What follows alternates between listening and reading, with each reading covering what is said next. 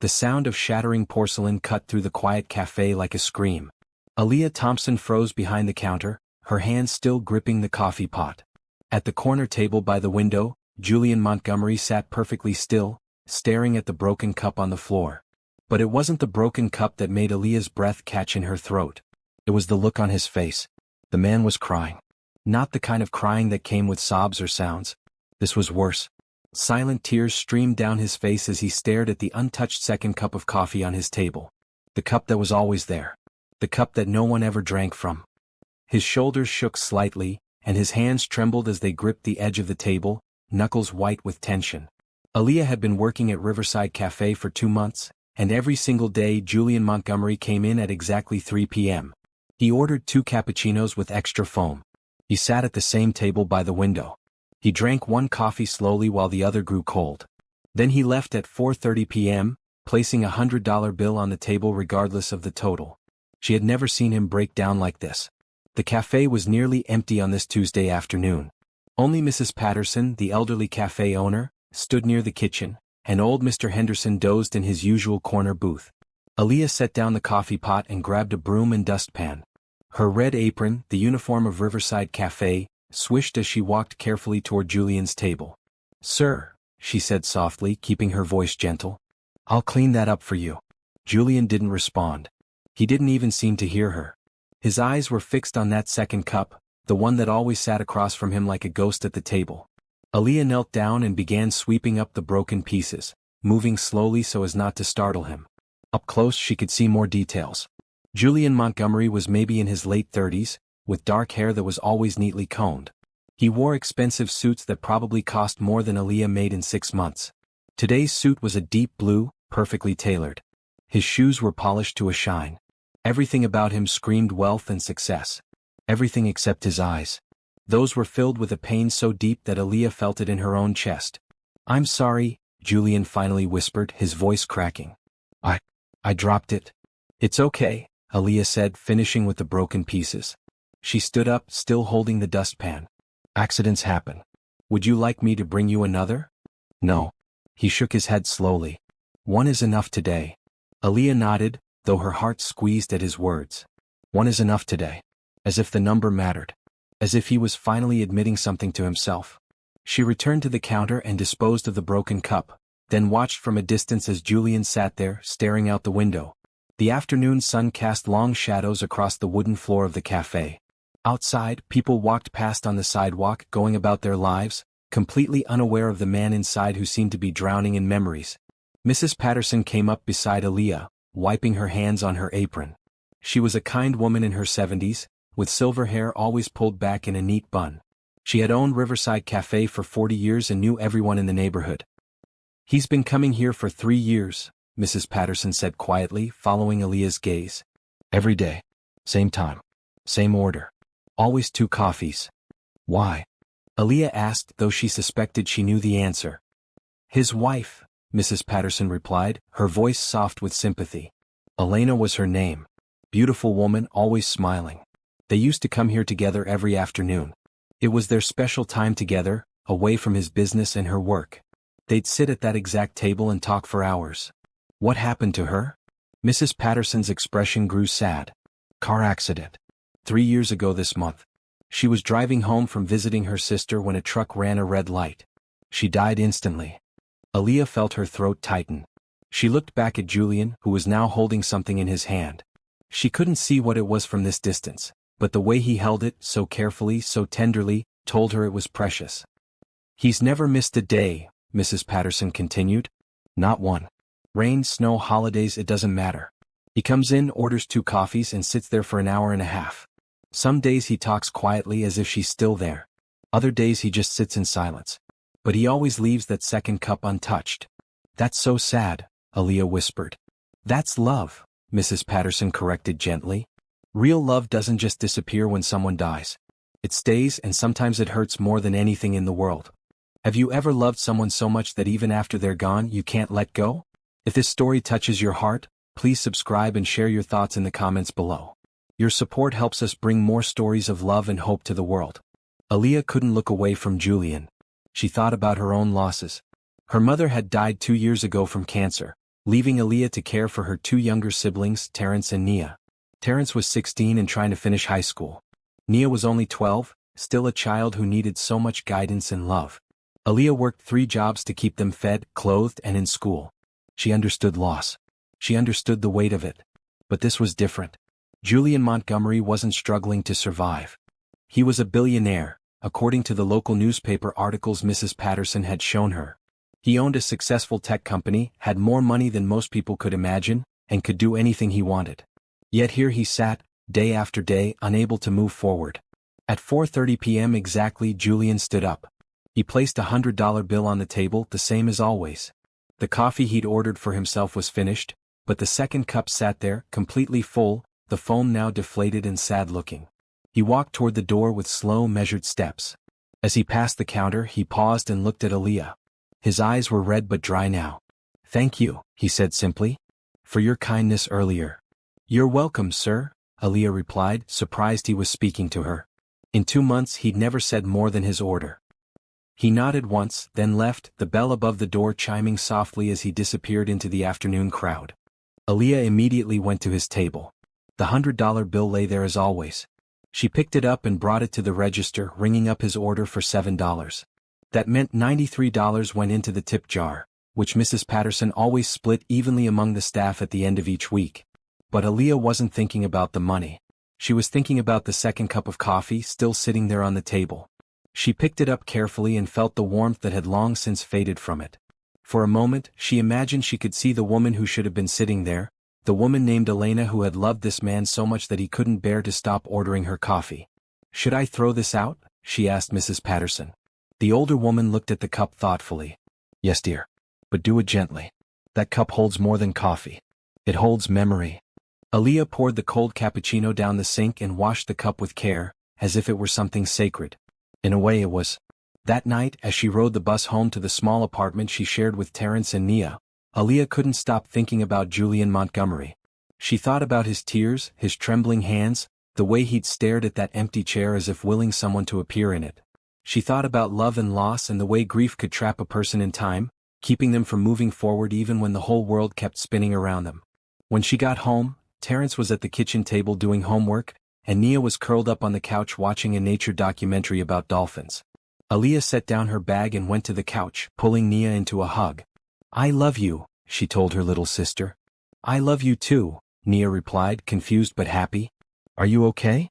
"Yeah," Aaliyah said, holding her tighter. "I just wanted you to know.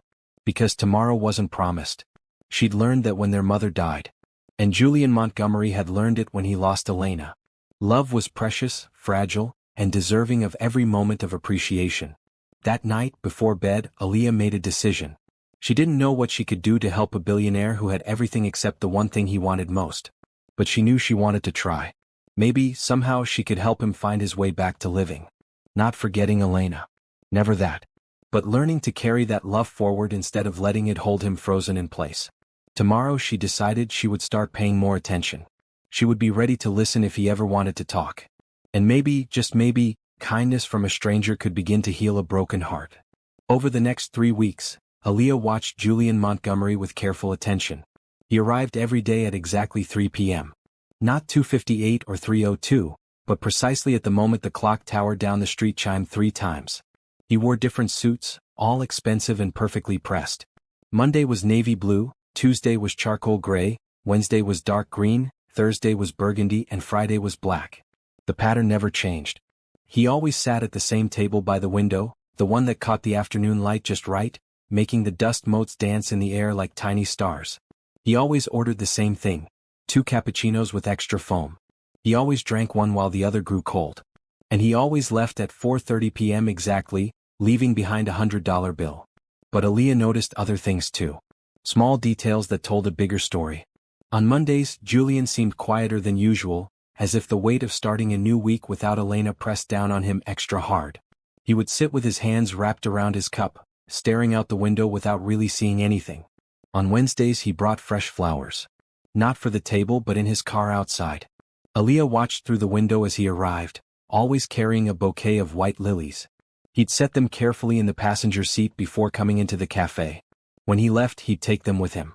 Mrs. Patterson later told Aaliyah that Wednesday had been Elena's favorite day of the week, and Julian brought flowers to her grave every Wednesday without fail. On Fridays, Julian would sometimes smile. Just a little, just for a moment, as if remembering something happy. Those were the days when Aaliyah felt the most hope for him. She also noticed what he did while he sat there. Some days he'd pull out his phone and scroll through photos. Aaliyah couldn't see them clearly from the counter, but she could see his expression soften, could see his fingers linger on the screen as if touching a memory. Other days he'd simply sit and stare at the empty chair across from him, lost in thoughts that Aaliyah couldn't begin to imagine. One Thursday afternoon during the third week of her observation, something different happened. Julian was in his usual spot, his burgundy suit jacket draped over the back of his chair, his white shirt sleeves rolled up to his elbows. Both coffees sat on the table as always. But this time, as Aaliyah brought over a fresh pot to offer refills to other customers, she heard him speaking. Quietly, so quietly she almost missed it, Julian was talking to the empty chair. "I hired that new team lead you suggested," he was saying, his voice barely above a whisper. "Remember how you said we needed fresh perspective in the design department? You were right. She's brilliant. Came up with 3 new concepts in her first week that the clients loved." Aaliyah's heart squeezed. She quickly moved to another table, not wanting to intrude on this private moment. But she couldn't unhear what she'd heard.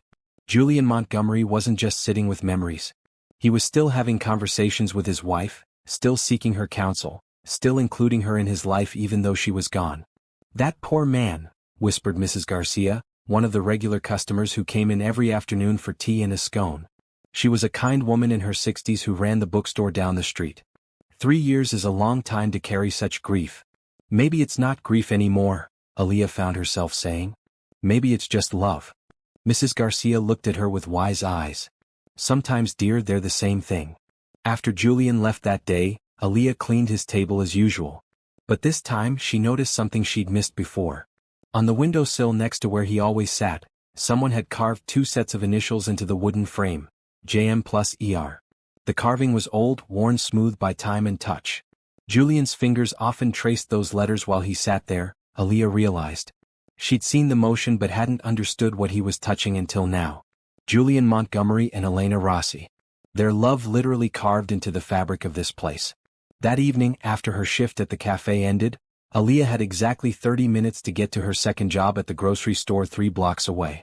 She worked as a cashier there from 6 p.m. to 10 p.m., then had just enough time to get home, check on Terrence and Nia, and grab a few hours of sleep before her early morning shift at the bakery started at 5 a.m. This had been her life for 2 years now, ever since their mother died. Before that, Aaliyah had dreams. She'd wanted to go to culinary school to become a real chef, to maybe even open her own restaurant someday. She was good at cooking. Better than good. Everyone who tasted her food said she had a gift. But gifts didn't pay rent. Gifts didn't put food on the table or keep the lights on or buy school supplies for Terrence and Nia. So Aaliyah had set aside her dreams and picked up extra jobs instead. She didn't regret it. Her siblings were everything to her. Watching Terrence succeed in school, seeing Nia laugh and play with her friends, these things made the exhaustion worthwhile. But sometimes, late at night when both kids were asleep and the apartment was quiet, Aaliyah would let herself think about the life she'd planned. The life she'd given up. Maybe that's why she felt such connection to Julian's story. Both of them were living in the shadow of loss, trying to find meaning in the continuation of daily routines. On Friday of that week, Aaliyah made a decision. When Julian came in at 3 p.m. as always, she prepared his 2 cappuccinos with extra care. She made sure the foam was perfect, creating a small heart design on the top of each one. It was a skill she'd learned years ago when she'd briefly worked at a fancy coffee shop downtown. She brought the coffees to his table herself, rather than having him pick them up at the counter like usual. "Here you are, sir," she said, setting them down carefully. "I hope you enjoy them." Julian looked up at her and for the first time she saw him really see her. Not just as the waitress bringing his order but as a person. His eyes, a deep brown that reminded Aaliyah of rich soil, held hers for a moment. "Thank you," he said. Then, looking at the heart design in the foam, he added, "That's beautiful work. I used to want to be a chef," Aaliyah heard herself say, surprising even herself. "I'm good with food presentation." "Used to?"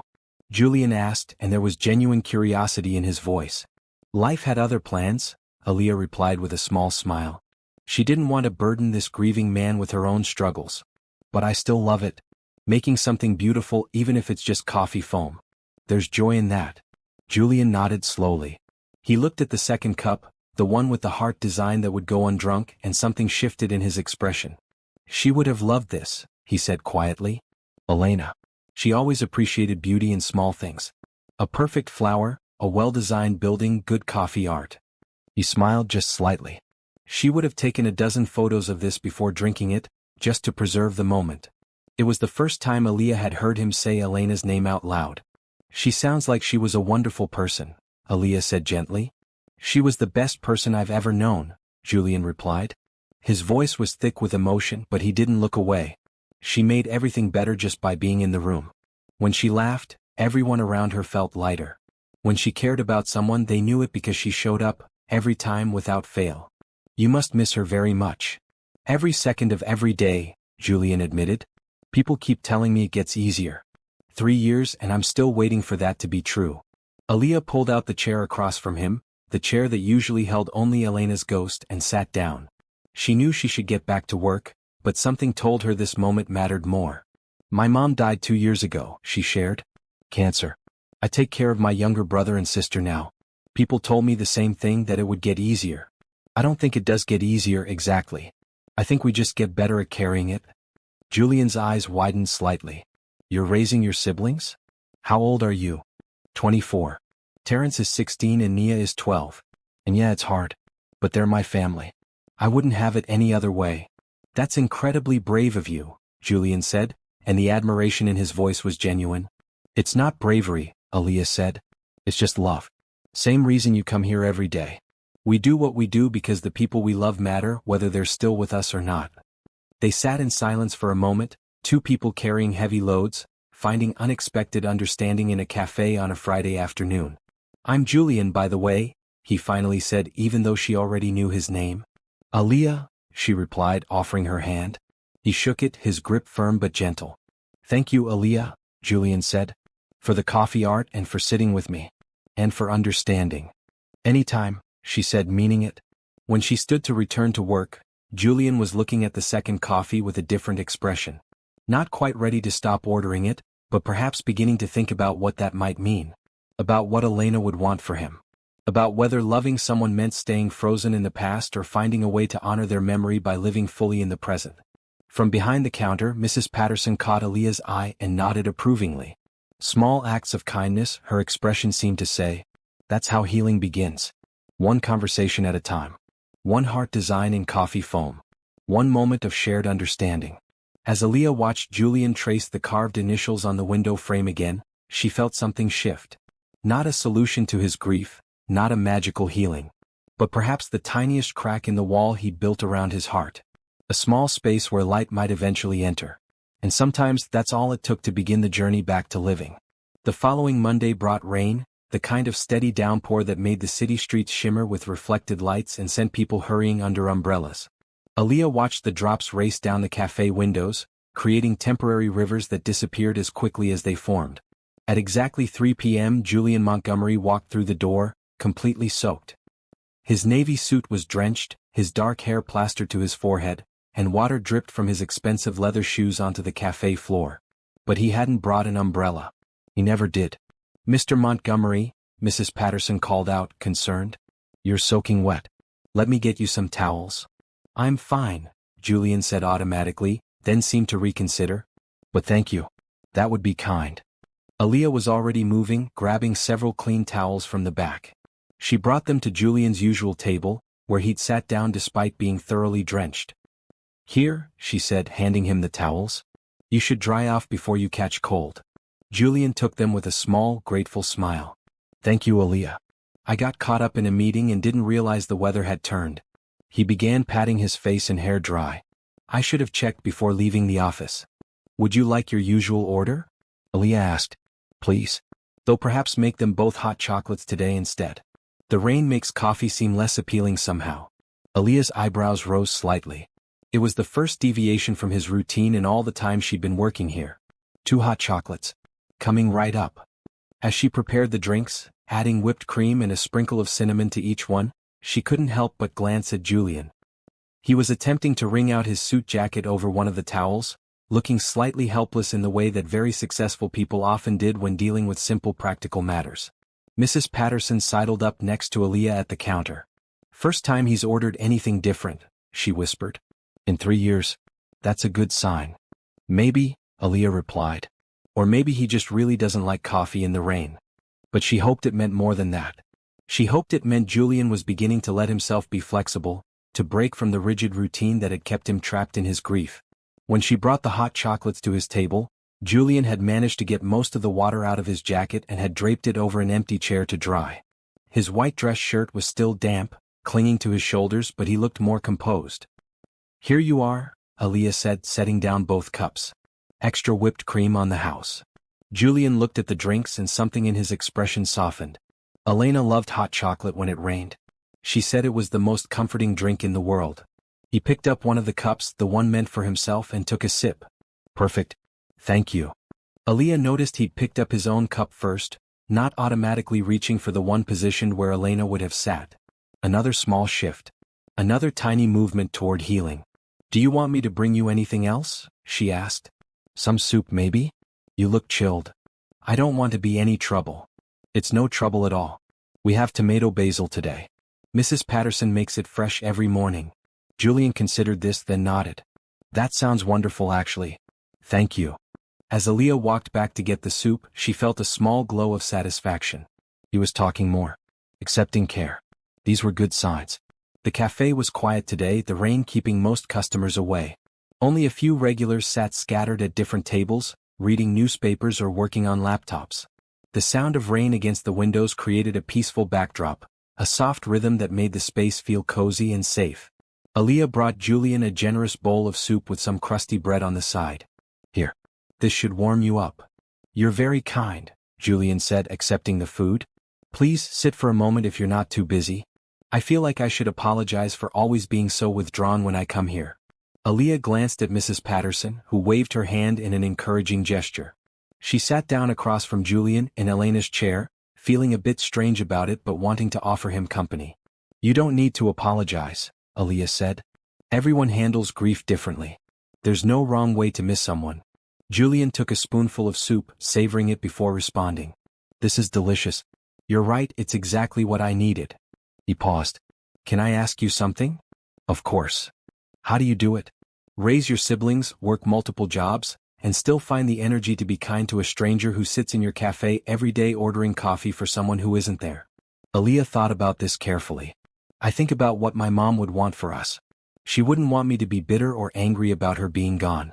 She'd want us to keep living, keep finding joy where we can. So I try to do that. Some days are harder than others, but I have Terrence and Nia counting on me. That gives me purpose." "Purpose," Julian repeated thoughtfully. "I used to have such clear purpose. Build the company, make Elena proud, create a life together. Now." He gestured vaguely at the empty chair, at the routine he'd been locked in. "Now I'm not sure what I'm doing anymore. Going through motions maybe. Afraid that if I stop coming here, if I stop ordering her coffee, I'll lose the last piece of her I have." "You won't lose her," Aaliyah said gently. "She's not in the coffee, Mr. Montgomery. She's in your heart, in your memories, in the way you still talk to her. That doesn't go away just because you change your routine." Julian's eyes glistened with unshed tears. "How did you get so wise at 24? Loss teaches you things," Aaliyah replied. "Whether you want to learn them or not." They sat in comfortable silence for a while, Julian eating his soup while rain continued to drum against the windows. Aaliyah should have returned to work, but somehow this felt more important. This felt like one of those moments that could change the direction of someone's life. "Can I tell you about her?" Julian asked suddenly. "About Elena?" "I'd like that," Aaliyah said honestly. Julian's face lit up in a way Aaliyah hadn't seen before. She was an architect. One of the best in the city. She designed buildings that made people feel things, spaces that brought communities together. She said architecture wasn't just about structures but about creating homes for human experiences. He pulled out his phone and scrolled to a photo, turning it so Aaliyah could see. The woman in the picture had long dark hair, warm brown eyes, and a smile that truly did light up her entire face. She was standing in front of a modern building, pointing up at something with obvious excitement. She wore a bright red coat that stood out against the gray city background. "She's beautiful," Aaliyah said. "Inside and out," Julian agreed. We met right here actually. I came in for coffee on a Tuesday afternoon, and she was sitting at this exact table working on blueprints. She had papers spread everywhere, completely absorbed in her work. I asked if I could share the table since the cafe was crowded. She said yes, but only if I promised not to spill coffee on her designs. He smiled at the memory, the first genuine, unguarded smile Aaliyah had seen from him. Did you spill coffee on her designs? Aaliyah asked. On our third meeting, Julian admitted with a small laugh. Knocked over my entire cup. She was furious at first, but then I offered to pay to have her work professionally restored and cleaned, and she said that was the most ridiculously over-the-top solution to a simple problem she'd ever heard. That's when she figured out I had money. Before that, she thought I was just another guy who worked in the area. How long were you married? 7 years. Not nearly long enough. Julian's expression grew sad again. We were planning to start a family. She wanted 3 kids. I wanted whatever made her happy. We were going to begin trying that summer. He paused. She died in May. I'm so sorry, Aaliyah said, meaning it deeply. The worst part is that she died coming back from her sister's house. She'd gone to help with a family issue. She was always doing things like that, always showing up for the people she loved. If she'd left 10 minutes earlier or later, if she'd taken a different route, if 1,000 small things had been different. He trailed off, the weight of all those what-ifs hanging in the air. You can't think that way, Aaliyah said softly. My mom used to say that we can't live in the land of what if. We can only live in the land of what is. And what is, right now, is that Elena loved you. That's real. That matters. Julian looked at her with something like wonder. That's exactly the kind of thing Elena would have said. They talked for another 20 minutes, with Julian sharing more stories about his wife. How she laughed at terrible puns. How she insisted on dancing in the kitchen while cooking. How she volunteered at a community center teaching design workshops to underprivileged kids. How she'd made Julian promise that if anything ever happened to her, he wouldn't stop living his life. She made me promise, Julian said, his voice barely above a whisper. In the hospital before she died. She held my hand and made me swear I'd keep living, keep building, keep finding joy. She said life was too precious to waste on grief. But you haven't kept that promise, Aaliyah observed gently. No, Julian admitted. I haven't. And sitting here talking to you, I realize how much that would disappoint her. Elena was all about moving forward, about creating and building and growing. She'd hate seeing me stuck like this. So maybe it's time to start, Aaliyah suggested. Not to forget her. Never that. But to honor her by living the way she wanted you to. Julian nodded slowly. He looked at the second hot chocolate, still untouched on the table, steam no longer rising from it. Then he looked at Aaliyah. Would you drink it? He asked. Elena's hot chocolate. It seems wrong to let it go to waste, and I think she'd like knowing someone was here with me. Someone as kind as you. Aaliyah felt tears prick her eyes. She reached across the table and picked up the cup. I'd be honored. As she took a sip of the sweet, rich chocolate, she saw Julian relax slightly, as if some invisible burden had been partially lifted. It wasn't a solution to his grief. It wasn't a magical moment of healing. But it was a step. A small, brave step toward living again. When Julian left that day at 4:30 p.m., he shook Aaliyah's hand again. Thank you, he said. For listening. For understanding. For helping me see that maybe, just maybe, I can start honoring Elena properly. By living, not just existing. You're welcome, Aaliyah replied. And Mr. Montgomery? She'd be proud of you for trying. Julian's eyes filled with tears, but he smiled through them. Julian. Please call me Julian. Julian, Aaliyah repeated, returning his smile. After he left, Mrs. Patterson came over and hugged Aaliyah tightly. That was beautiful, dear. You have a gift for reaching people. I just told him the truth, Aaliyah said. Sometimes that's all anyone needs to hear. That night, on the bus ride home, Aaliyah thought about Elena's promise and Julian's struggle to keep it. She thought about her own mother's death and the ways Aaliyah had tried to honor her memory. She thought about love and loss and the courage it took to keep living when your heart was broken. And she thought about how sometimes, the kindest thing you could do for someone was simply to sit with them in their pain and remind them they weren't alone. That healing was possible. That life, even after devastating loss, could still hold meaning and joy and purpose. When she got home, she hugged Terrence and Nia extra tight, grateful for them, grateful for life, grateful for the chance to make a difference in someone's day. Why are you squeezing me so hard? Nia complained, though she hugged back just as fiercely. Just because I love you, Aaliyah said. And in that moment she understood Julian a little better. Because love didn't end with death. It just changed form, becoming something that shaped how you lived every day after. The question was whether you let it trap you in the past or inspire you to move forward. She hoped Julian was beginning to choose the latter. She believed he could. And she'd be there, in whatever small way she could, to help him along that journey. 2 weeks passed and the cafe settled into a new rhythm. Julian still came every day at 3 p.m., but now he varied his order. Sometimes 2 cappuccinos, sometimes 2 hot chocolates, once even 2 chai lattes. He always ordered 2 drinks, but the second one no longer sat untouched. Instead, he'd invite whoever was working to join him for a few minutes, to share the second cup and conversation. Mrs. Patterson took her turn one Wednesday. Mr. Henderson, the regular customer, joined him on a Thursday. And Aaliyah found herself sitting with him more often than not, their conversations deepening with each passing day. On this particular Tuesday, the cafe was particularly quiet. It was mid-afternoon, that lull between the lunch rush and the evening coffee crowd. Aaliyah had just finished refilling the pastry case when Julian walked in, right on time. "Good afternoon," he greeted, his voice warmer than it had been a month ago. Today he wore a dark green suit that brought out the color of his eyes. He'd gotten a haircut recently, looking more put together than when she'd first noticed him. "Hi Julian," Aaliyah replied with a genuine smile. "What can I get you today?" "2 cappuccinos, please. And do you have time to sit? I'd like to tell you more about Elena, if you're willing to listen."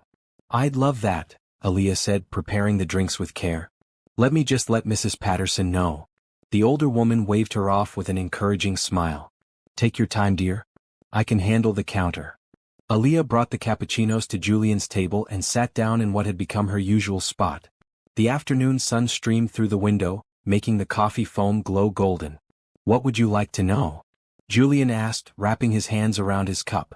"Tell me how you proposed," Aaliyah suggested. "That's always a good story."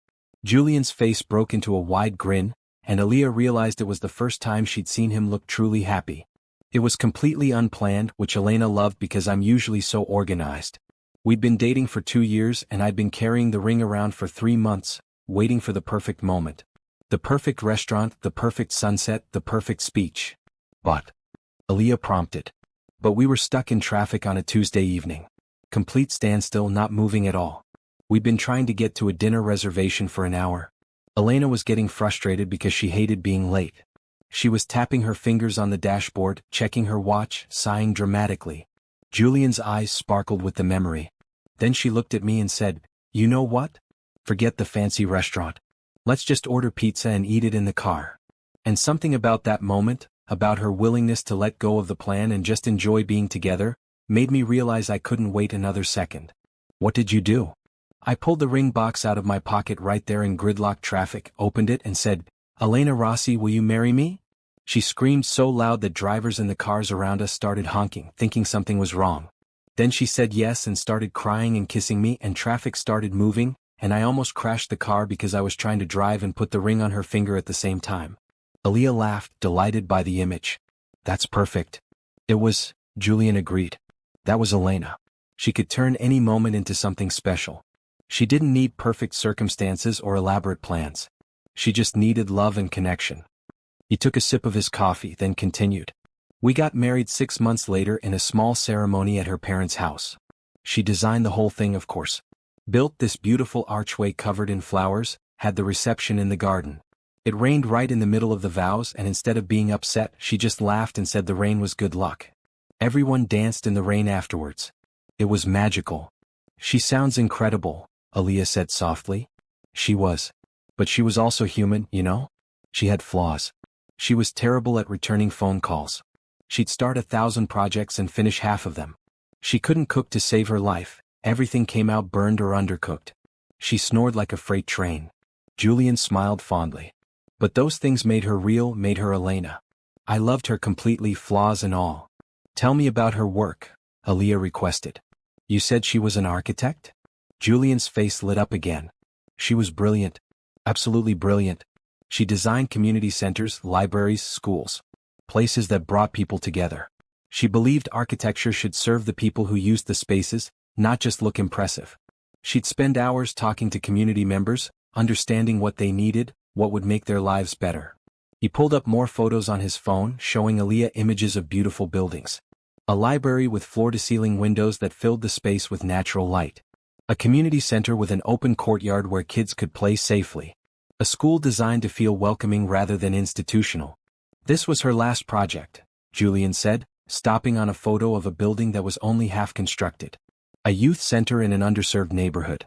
She'd been working on it for 2 years, had all the plans drawn up, had secured funding. She died 2 months before construction was scheduled to begin. Did they finish it? Aaliyah asked. Julian shook his head, pain flickering across his face. No. The project fell apart after she died. The community tried to keep it going, but without Elena's vision and drive, it just faded. That's one of my biggest regrets. I had the money to fund it myself, to see her dream completed, but I was too lost in grief to think about it. By the time I realized I should do something, the funding deadline had passed, and the land had been sold to a developer who built luxury condos instead. That must be hard to live with, Aaliyah said gently. It is. Elena poured her heart into that project. She wanted to create a safe space where kids could learn and grow and find opportunity. Instead, it became housing that those same kids' families can't afford. Julian looked out the window, his jaw tight with frustration. I failed her in that. When it mattered most, I was too wrapped up in my own pain to honor her work. You can't change the past, Aaliyah reminded him. But maybe you could do something similar in the future? There are always communities that need help. Julian turned back to her, something thoughtful in his expression. You know, Elena would have liked you. She always said the most important thing in life was kindness. Not success or wealth or achievements, just simple human kindness. You have that in spades. Thank you, Aaliyah said, feeling warmth spread through her chest. That means a lot. They sat quietly for a moment, sipping their coffee. Outside the window, people walked past on the sidewalk, busy with their own lives. Inside the cafe, time seemed to move more slowly, creating a bubble where two people could share stories and find connection. Can I ask you something personal? Julian said. Of course. What are your dreams, Aaliyah? Beyond working 3 jobs and taking care of your siblings, what do you want for yourself? Aaliyah hesitated. She didn't usually talk about her dreams. They felt too far away, too impossible given her circumstances. But something about Julian's open, interested expression made her want to share. I want to go to culinary school, she admitted. There's a program at the Riverside Culinary Institute that I've been looking at for years. It's a 2-year program that covers everything from basic techniques to restaurant management. Graduates have a 90% job placement rate, and several have gone on to open their own restaurants. That sounds perfect for you, Julian said. Why haven't you applied? Tuition is $40,000 a year, Aaliyah said simply. I make about $35,000 total from all 3 of my jobs. After rent, food, utilities, and school expenses for Terrence and Nia, I have maybe $50 left at the end of each month. It would take me decades to save that much money, and by then... She shrugged. By then, the dream will have passed me by. What about financial aid? Scholarships. I applied for every scholarship I could find. But I don't qualify for most of them. My grades in high school were good but not exceptional because I was working 2 jobs even then. I'm too old for some youth programs, too young for others. And my family makes just enough money that we don't qualify for need-based aid, but not enough that we can actually afford anything. The frustration in her voice surprised even herself. She usually kept these feelings locked away, but talking with Julian had opened something inside her. That's not fair, Julian said, and the anger in his voice was on her behalf, not directed at her. You're exactly the kind of person who deserves opportunities. You work hard, you care for your family, you have passion and talent. The system should support that, not create barriers. Life isn't always fair, Aaliyah replied with a sad smile. My mom used to say that all the time. Life isn't fair, baby, but we keep going anyway. Your mother sounds like she was a wise woman. She was.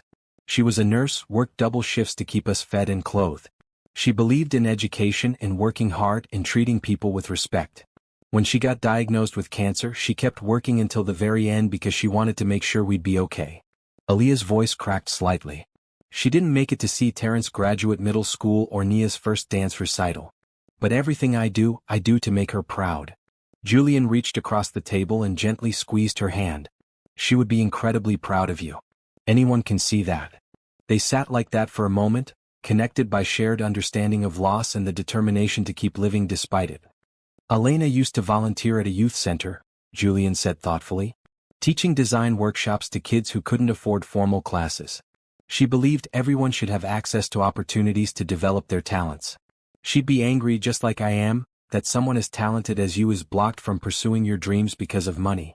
Well, that's how the world works, Aaliyah said, withdrawing her hand and sitting back. She didn't want pity, even well-meaning pity. I'm grateful for what I have. My siblings are healthy and doing well in school. We have a roof over our heads. That's more than many people have. You're right, Julian acknowledged. But gratitude and ambition aren't mutually exclusive.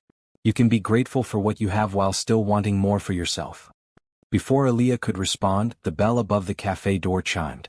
A group of teenagers came in, laughing and jostling each other, breaking the intimate bubble that had formed around their conversation. I should get back to work, Aaliyah said, standing up. Of course. Thank you for listening to my stories about Elena. It helps talking about her. Remembering the good times instead of just the ending. Anytime, Aaliyah said sincerely. I like hearing about her. She sounds like she was an amazing person. The best, Julian agreed. He stood as well, preparing to leave even though it wasn't yet 4:30. I have a meeting I need to get to, but I'll see you tomorrow? Same time, same place, Aaliyah confirmed with a smile. As she watched him leave, Aaliyah felt a complex mix of emotions. Gratitude for the friendship developing between them. Sadness for all that Julian had lost. Hope that their conversations were helping him heal.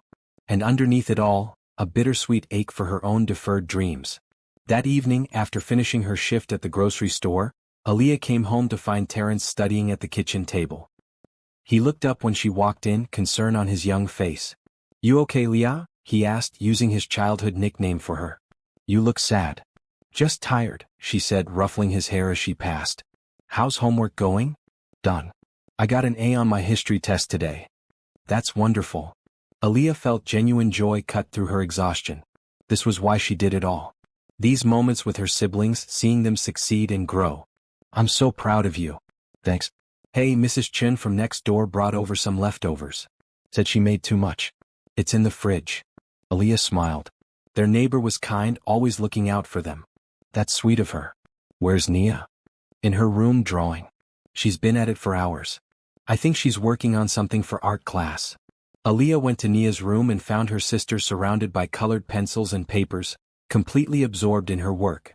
The drawing showed a beautiful garden filled with flowers and butterflies. That's gorgeous, honey, Aaliyah said. Nia looked up, beaming. You really think so? It's for the art competition at school. First prize is $50 and your work displayed in the library. You're definitely going to win, Aaliyah said confidently. You have real talent. Maybe I could be an artist when I grow up, Nia said dreamily. Or a fashion designer. Or both. You can be anything you want, Aaliyah told her, meaning it. She would make sure of that. Whatever it took, she'd find a way to give Terrence and Nia the opportunities she couldn't have. Their dreams wouldn't die because of circumstances. She'd make sure of it. Later that night, alone in her room, Aaliyah pulled up the website for Riverside Culinary Institute. She'd looked at it hundreds of times, memorizing the course descriptions, the faculty bios, the photos of students working in state-of-the-art kitchens. She let herself imagine for just a moment what it would be like to walk those halls, to learn from master chefs, to create beautiful food that brought joy to people. Then she closed the laptop and went to bed, because dreams didn't pay bills, and tomorrow she had the early shift at the bakery. But as she fell asleep, she thought about Elena Rossi, who believed everyone should have access to opportunities. She thought about Julian Montgomery, who was slowly learning to live again after devastating loss. And she thought about how sometimes, the kindest thing you could do was simply listen to someone's story and remind them they weren't alone in their struggles. Tomorrow she'd wake up and do it all again. Work her 3 jobs, care for her siblings and keep moving forward. Because that's what her mother would have wanted. That's what Elena would have encouraged. That's what love looked like. Not giving up even when the path was hard. The next morning started the way most of Aaliyah's mornings did, before the sun had fully risen. Her alarm went off at 4:30 a.m., pulling her from dreams she could never quite remember. She moved quietly through the small apartment, careful not to wake Terrence and Nia, and dressed in the dark. The bakery where she worked her first job was a 20-minute walk from their apartment. Aaliyah didn't mind the early morning walk. There was something peaceful about the city before it fully woke up, when the streets belonged to the few early risers and the street lights still glowed against the fading darkness. Giuseppe's bakery had been in the same location for 40 years. Old Mr. Giuseppe still came in every morning at 5 a.m. to supervise the bread making, even though his son Michael technically ran the business now. The smell of fresh bread and pastries greeted Aaliyah as she entered through the back door. "Morning, Aaliyah," Michael called out from where he was shaping dough. He was a kind man in his 50s with flour permanently dusted on his apron. "Ready for another day?" "Always," Aaliyah replied, tying on her own apron. Her job was to help prepare the pastries and package the bread for delivery to local restaurants and cafes. It was hard physical work, but she enjoyed it. There was satisfaction in creating something with her hands, in seeing flour and butter transform into golden, flaky croissants. "My father wants to talk to you later," Michael mentioned as she began rolling out dough for cinnamon rolls. "He's been watching your work." "Am I in trouble?" Aaliyah asked, worried. "Opposite, actually. But I'll let him tell you." Aaliyah worked steadily through the morning, her hands moving with practiced efficiency. She'd been working at the bakery for 18 months now and had learned every recipe, every technique.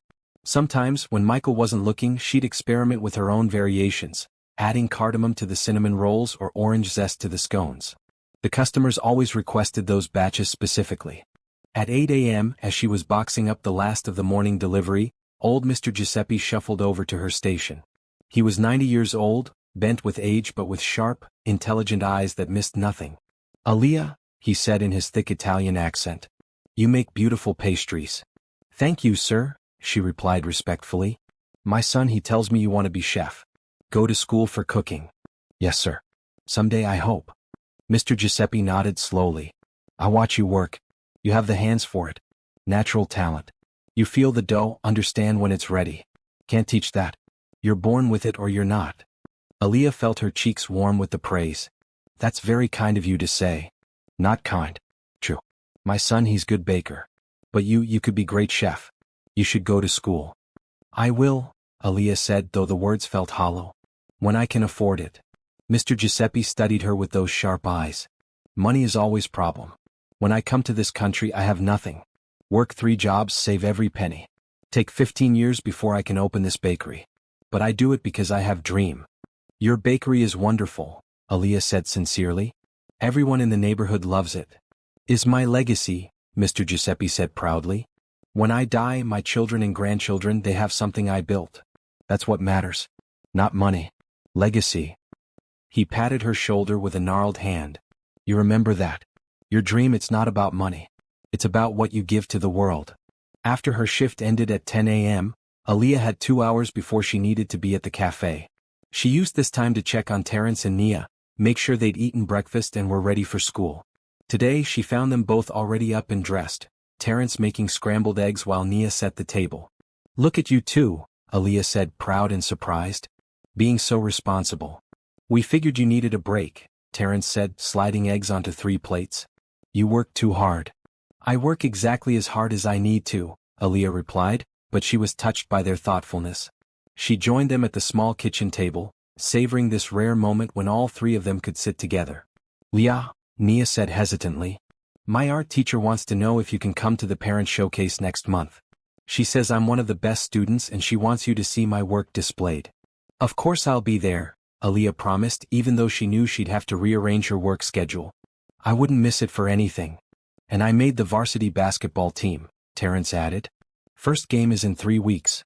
Think you could come?" Aaliyah looked at her brother, seeing how much he'd grown in the past year. He was taller than her now, his voice deeper, his shoulders broader. He was becoming a man and she was so proud of him.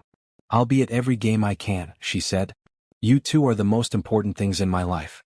Everything else is just details." After seeing them off to school, Aaliyah had 30 minutes to herself. She used it to do something she rarely allowed herself. She sat down with a cup of tea and opened her laptop. She navigated to the Riverside Culinary Institute website and clicked on the application portal. The application itself was free. She could at least do that much, couldn't she? Even if she couldn't afford the tuition, she could fill out the application, write the required essays, submit her references. At least then she'd know if she was good enough to get in. Her fingers hovered over the keyboard. Then, making a decision, she began to type. "Why do you want to attend Riverside Culinary Institute?" Aaliyah wrote from her heart. She wrote about growing up watching her mother cook, how food had been the language of love in their household. She wrote about discovering her passion for creating beautiful dishes that brought people joy. She wrote about her dreams of opening a restaurant someday, a place where people could gather and find comfort in good food and warm hospitality. She wrote about working at Giuseppe's bakery and learning the satisfaction of creating something from scratch. She wrote about her experiments with flavors and techniques, her constant desire to learn and improve. She wrote about how cooking, for her, was about more than just food. It was about nourishing people, body and soul. By the time she finished, she'd written 3 pages. She read through it, made some edits, and then, before she could talk herself out of it, she hit submit. The confirmation page appeared. Thank you for your application. Decisions will be sent out within 8 weeks. Aaliyah stared at the screen, feeling a mix of hope and fear. She'd done it. She'd actually applied. Now she just had to wait and see if it led anywhere. She closed the laptop and headed to the cafe, arriving 15 minutes early for her shift. Mrs. Patterson was behind the counter, as always, humming to herself while she arranged fresh flowers in a vase. You look different today, Mrs. Patterson observed. Something good happen? I applied to culinary school, Aaliyah admitted. I don't know if anything will come of it, but at least I tried. Mrs. Patterson beamed at her. Good for you, dear. You should always try. The only guaranteed failure is not attempting at all. The afternoon shift passed quickly. Aaliyah served customers, made coffee drinks, cleaned tables, and chatted with regulars. At exactly 3 p.m., Julian walked through the door.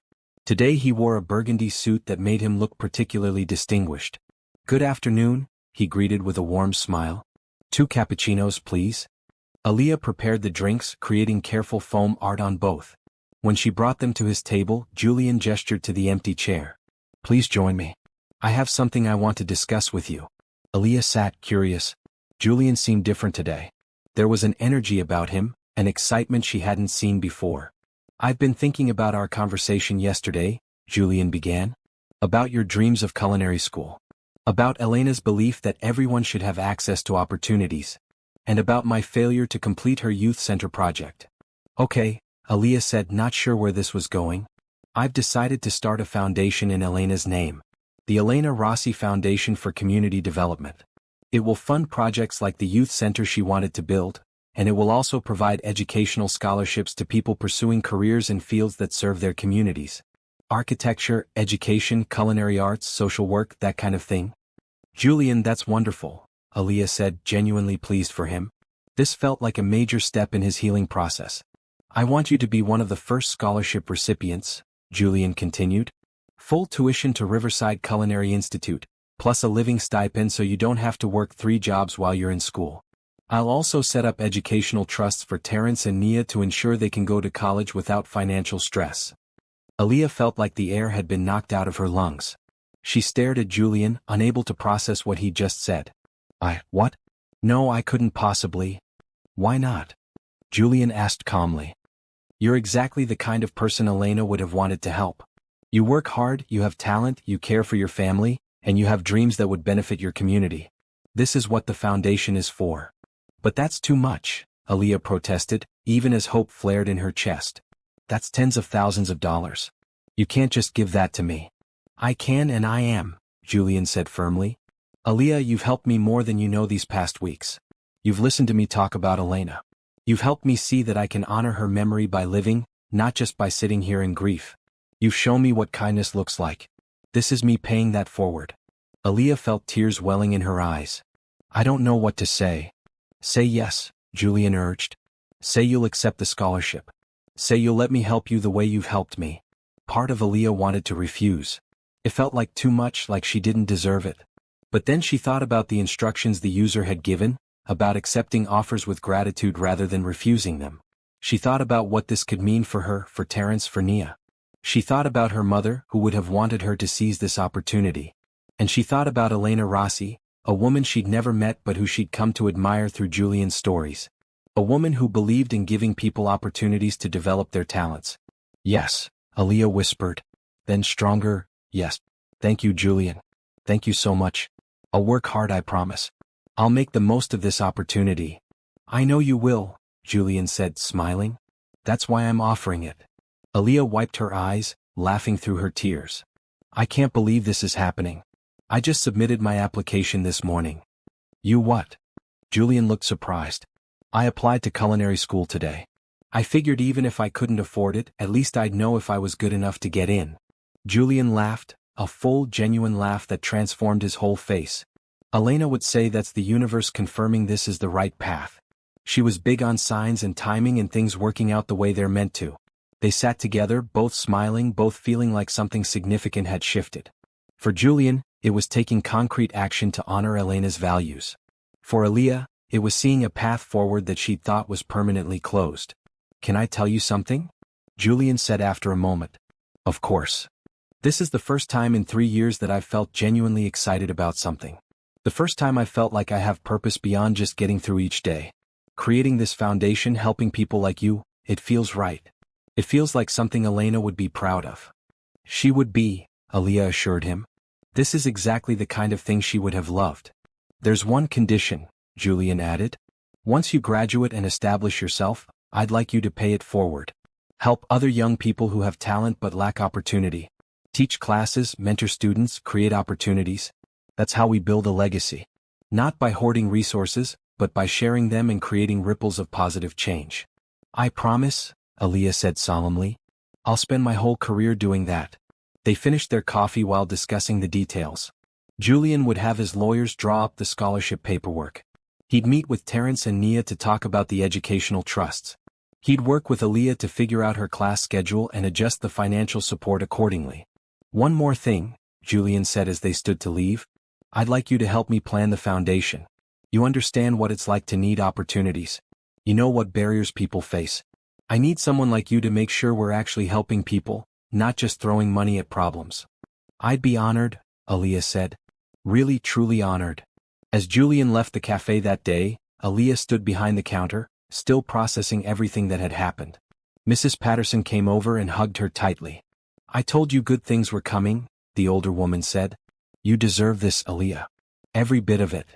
That evening, Aaliyah gathered Terrence and Nia in the living room and told them everything. About Julian's offer, about the scholarship, about the educational trust that would ensure they could both go to college. Terrence stared at her in disbelief. "Are you serious? Like really serious?" "Completely serious," Aaliyah confirmed, still hardly believing it herself.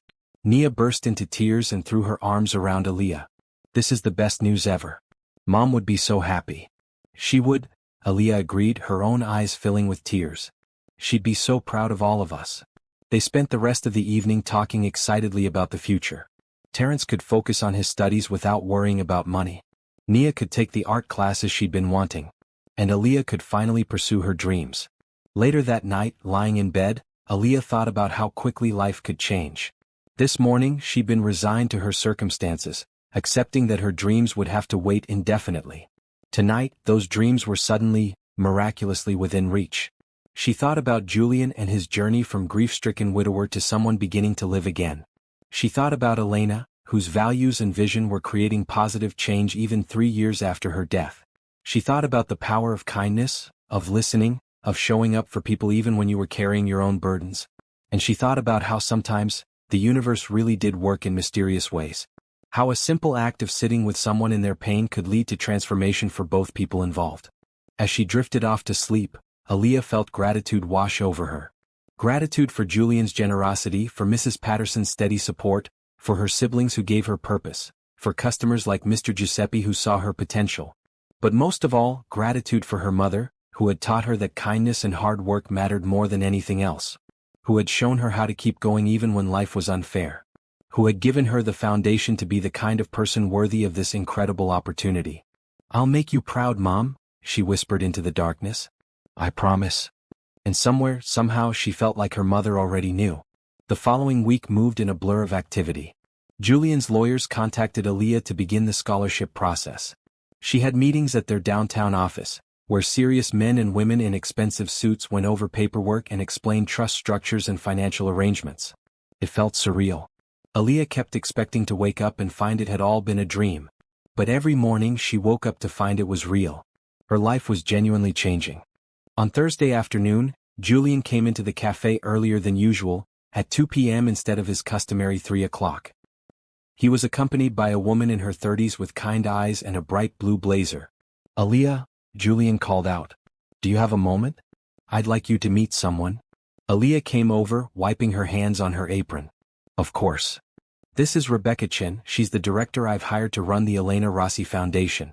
Rebecca, this is Aaliyah Thompson, the young woman I told you about. Rebecca extended her hand with a warm smile. It's wonderful to meet you. Julian speaks very highly of you. Nice to meet you too, Aaliyah replied, shaking her hand. She liked Rebecca immediately. There was something genuine about her, something that suggested she truly cared about the Foundation's mission rather than just seeing it as a job. Join us. Julian invited, gesturing to his usual table where 3 chairs now waited instead of 2. Once they were seated with coffee all around, Rebecca pulled out a tablet and opened a presentation. Julian told me you'd agreed to help us plan the Foundation's scholarship program. I wanted to get your input on several things. For the next hour, they discussed the Foundation's vision. Rebecca showed Aaliyah draft criteria for scholarship selection, proposed program structures and outreach strategies. She asked Aaliyah detailed questions about the barriers she'd faced in pursuing education, what kind of support would be most helpful, how to reach young people who might not even know such opportunities existed. Aaliyah found herself speaking passionately, drawing on her own experiences and those of her siblings' friends. She talked about how many talented kids gave up on their dreams because they couldn't see a path forward. How the complicated financial aid system intimidated people. How sometimes what people needed wasn't just money, but also mentorship and guidance. This is exactly what we need, Rebecca said, taking rapid notes. The perspective of someone who's lived it. Julian was right to insist you be involved in the planning. I'm happy to help however I can, Aaliyah said. Actually, Julian interjected, I have a proposal about that. Rebecca and I have been discussing the Foundation structure. We need someone on staff who can work directly with scholarship recipients, provide mentorship, handle the day-to-day relationship building. Someone who understands the challenges firsthand and can connect authentically with the people we're trying to help. Aaliyah nodded, wondering where this was going. We'd like to offer you a position, Rebecca said. Part-time while you're in culinary school, then potentially full-time after you graduate if you're interested.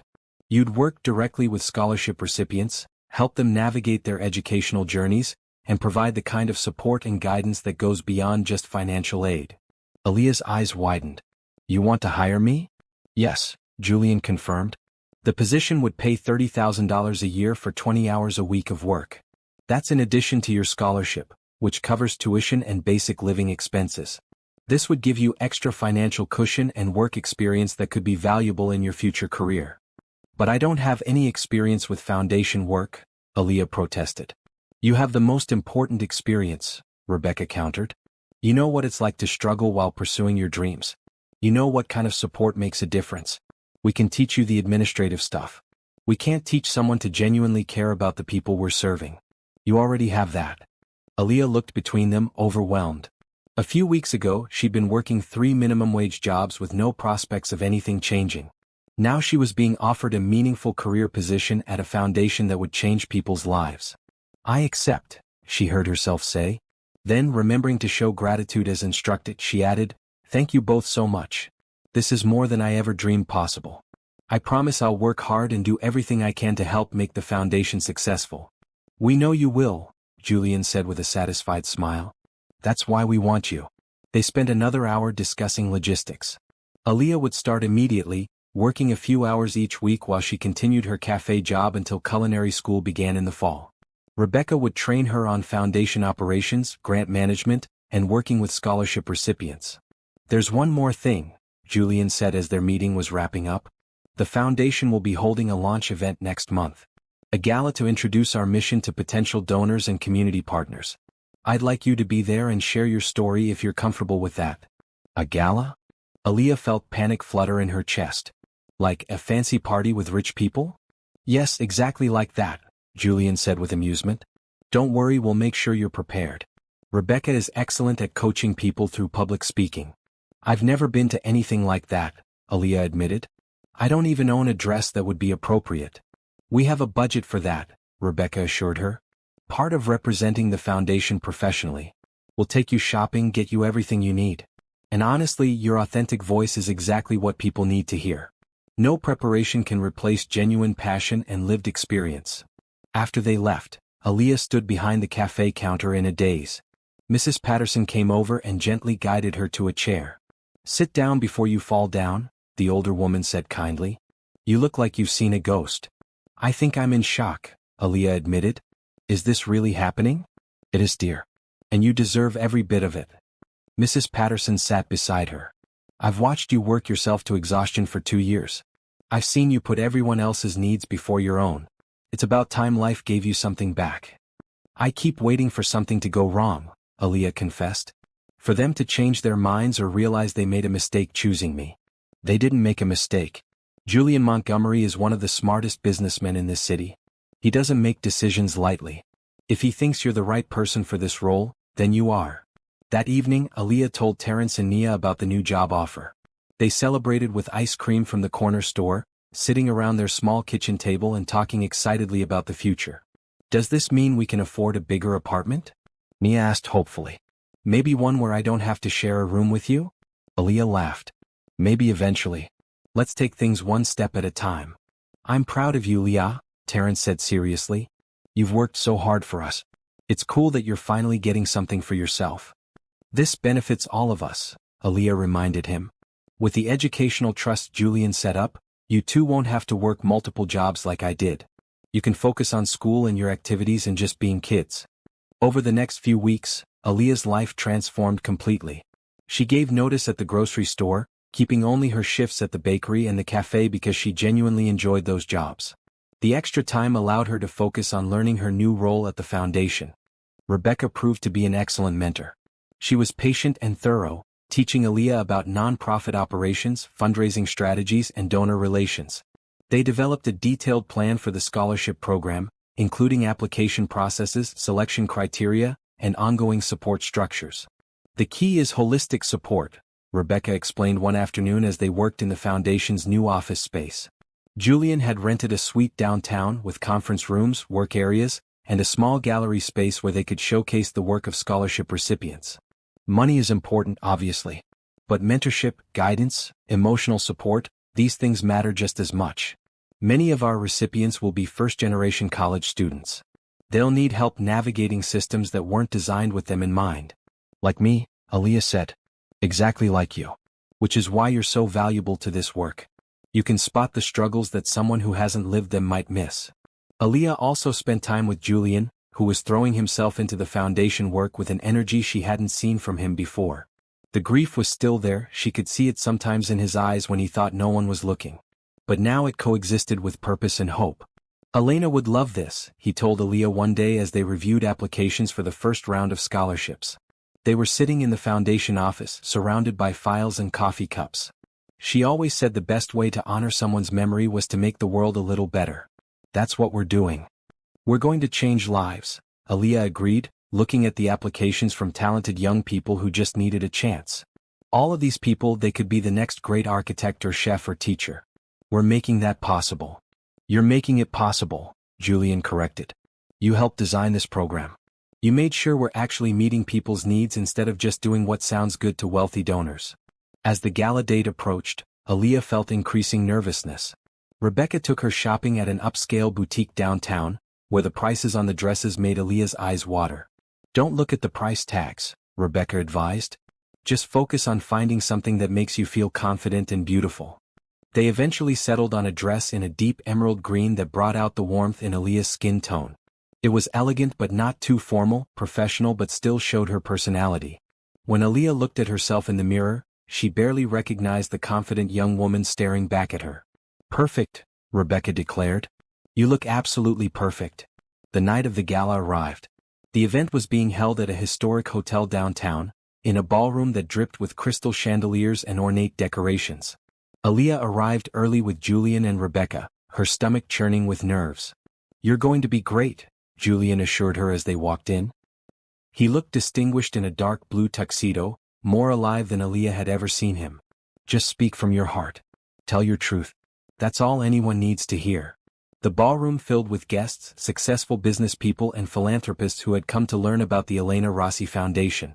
Aaliyah recognized several faces from the news and local magazines. These were people who controlled vast amounts of money and influence, and she was supposed to stand in front of them and ask for their support. Halfway through the evening, after dinner had been served and Julian had given a moving speech about Elena's vision and values, it was Aaliyah's turn. She walked to the podium on shaking legs, looking out at the sea of well-dressed people watching her expectantly. Good evening, she began, her voice only trembling slightly. My name is Aaliyah Thompson. 6 weeks ago, I was working 3 jobs and had given up on my dreams of going to culinary school.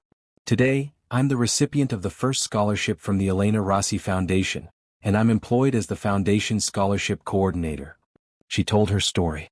About losing her mother, about raising her siblings, about working herself to exhaustion while her dreams seemed impossibly far away. She talked about what the scholarship meant to her, how it wasn't just about the money but about being seen and valued and supported. The Elena Rossi Foundation believes that talent and passion shouldn't be wasted because of circumstances beyond someone's control, Aaliyah continued, her voice growing stronger. We believe that investing in people's potential creates ripples of positive change that extend far beyond the individual. When you support this foundation, you're not just helping one person go to school. You're changing families, communities, and futures. She finished to warm applause. As she walked back to her seat, several people stopped her to shake her hand and express their support. By the end of the evening, the foundation had raised over $2 million in commitments. You were magnificent, Julian told her as they were leaving. Elena would have been so proud. I'm proud. Aaliyah felt tears prick her eyes. Thank you, Julian. For everything. For believing in me, for giving me this chance, for creating something so beautiful out of your grief. Thank you, Julian replied. For helping me find my way back to living. For reminding me what matters. For being exactly who Elena would have wanted to benefit from her legacy. As Aaliyah rode the bus home that night, still wearing her emerald green dress, she thought about how drastically her life had changed. She thought about the young people who would benefit from the foundation's work, who would get chances they otherwise wouldn't have had. And she thought about how sometimes, the most unexpected friendships could change everything. How sitting with someone in their grief could lead to transformation for both people. How kindness and genuine care could create miracles. Her phone buzzed with a text from Terrence. How'd it go? She typed back, amazing. I'll tell you all about it when I get home. Another text came in, this one from Julian. Thank you again for tonight. You're going to change the world, Aaliyah. I'm honored to help make that possible. Aaliyah smiled, feeling a warmth spread through her chest that had nothing to do with champagne or fancy parties. It was the warmth of purpose, of belonging, of knowing that her mother would be proud of the woman she was becoming. Tomorrow she'd wake up and continue this new chapter of her life. She'd keep learning, keep growing, keep working to make a difference. But tonight, she let herself simply feel grateful for the journey that had brought her here. For the grief that had led Julian to the cafe. For the conversations that had built understanding between them. For the foundation that would change countless lives. For the proof that even in the darkest times, hope could find a way to break through. She got off the bus at her stop and walked the 2 blocks to her apartment building, her fancy dress swishing around her legs. When she opened the door, Terrence and Nia were waiting up, eager to hear every detail. And Aaliyah told them everything, feeling blessed beyond measure to have people to share her joy with. Because that's what love was. Not just being there during the hard times but celebrating the victories together too. That night marked the true beginning of everything. The foundation was launched. Aaliyah's new career was underway. And Julian Montgomery had taken a major step toward healing by turning his loss into something meaningful. The journey was just beginning. But it was a journey filled with hope, purpose, and the absolute certainty that kindness could change the world. One person, one scholarship, one act of generosity at a time. Spring turned to summer, and with it came changes that Aaliyah could never have imagined just a few months earlier. She started her classes at Riverside Culinary Institute in June, diving into a world of French cooking techniques, knife skills, and the precise science of baking. Every day felt like a gift. But she still kept her part-time job at the cafe. Not because she needed the money anymore but because the place had become special to her. It was where she'd met Julian, where their friendship had begun, where everything had changed. Julian continued coming to the cafe most afternoons, though his routine had evolved. Some days he came at 2 p.m., other days at 4 o'clock. Sometimes he ordered 2 drinks, sometimes just 1. He no longer came out of obligation or grief but because he wanted to. Because the cafe represented connection and friendship, not just loss. On a warm Tuesday afternoon in late June, Aaliyah finished her morning classes and headed to the cafe for her shift. She arrived to find Julian already there, sitting at his usual table with Mrs. Patterson. They were laughing about something, their heads close together in conversation. "What's so funny?" Aaliyah asked, joining them. "Julian was telling me about his presentation to the city council yesterday," Mrs. Patterson explained, wiping tears of laughter from her eyes. "Apparently the mayor fell asleep during the budget portion. Literally snoring," Julian added with amusement. Right in the middle of my explanation of the Foundation's community development initiatives. I had to pause and wait for her aide to nudge her awake. Aaliyah laughed, delighted to see Julian in such good spirits. The man who had sat crying over cold coffee just a few months ago seemed like a different person. Or maybe the same person but one who was learning to live again. How are classes? Julian asked, shifting his attention to Aaliyah. Incredible, she replied enthusiastically. Today we learned to make perfect hollandaise sauce. Do you know how temperamental that sauce is? The temperature has to be exact or the eggs curdle. It took me 7 tries to get it right. But you got it, Julian noted. But I got it, Aaliyah confirmed with satisfaction. My instructor said I have excellent instincts for when something's about to go wrong. I can feel it in the texture, apparently. That's the gift, Mrs. Patterson said wisely. Some people can follow recipes perfectly and never understand cooking. Others feel it in their bones. You're one of the latter. As they chatted, Aaliyah noticed a photograph on the table that she hadn't seen before. It showed Julian and Elena at the beach, both laughing, their hair wind-blown and faces sunburned. They looked radiantly happy. New picture? She asked gently. Julian picked it up, holding it carefully. Not new. Just one I haven't looked at in a while. This was from our anniversary trip 2 years before she died. We went to the coast, stayed in this terrible little motel that smelled like fish. Elena thought it was hilarious. She said sometimes the worst accommodations make the best memories. She was right about that, Mrs. Patterson said. Some of my favorite memories are from our most imperfect moments. Julian nodded, still looking at the photo. I've been going through old pictures lately. Rebecca suggested it as part of my healing process. She said I needed to remember Elena in joy, not just in loss. That's good advice, Aaliyah said. It is, and it's helping. I spent 3 years avoiding anything that reminded me of Elena because it hurt too much. Now I'm realizing that the pain means the love mattered. And I don't want to run from that anymore. Over the next few weeks, Aaliyah watched Julian continue to open up. He started talking about Elena more freely, sharing stories not just with Aaliyah but with other cafe regulars. He laughed more often. He made plans for the future. He was slowly but surely rejoining the land of the living. The foundation was thriving. They'd awarded 15 scholarships in their first round, supporting students pursuing degrees in architecture, education, culinary arts, social work, and community development. Rebecca had hired 2 additional staff members to handle the growing workload. They were planning to double the number of scholarships in the next round. Aaliyah loved her work with the foundation. She met with scholarship recipients weekly, helping them navigate financial aid forms, connect with resources on their campuses, and work through the inevitable challenges that came with pursuing higher education. Many of them came from backgrounds similar to hers, and she understood their struggles in ways that no handbook could teach. One afternoon in late July, Aaliyah was working at the foundation office when her phone rang. It was Julian. Are you busy? He asked. Just finishing up some scholarship reports. Why? I'm at the cafe and I'd like you to come by if you can. There's something I want to show you. Intrigued, Aaliyah wrapped up her work and headed to the cafe. She found Julian at his usual table, but this time he had a large portfolio case with him. What's this? She asked, sitting down. Elena's designs for the youth center, Julian said, opening the portfolio. I finally went through her files and found all the original plans. I thought you might like to see them. He spread the drawings across the table.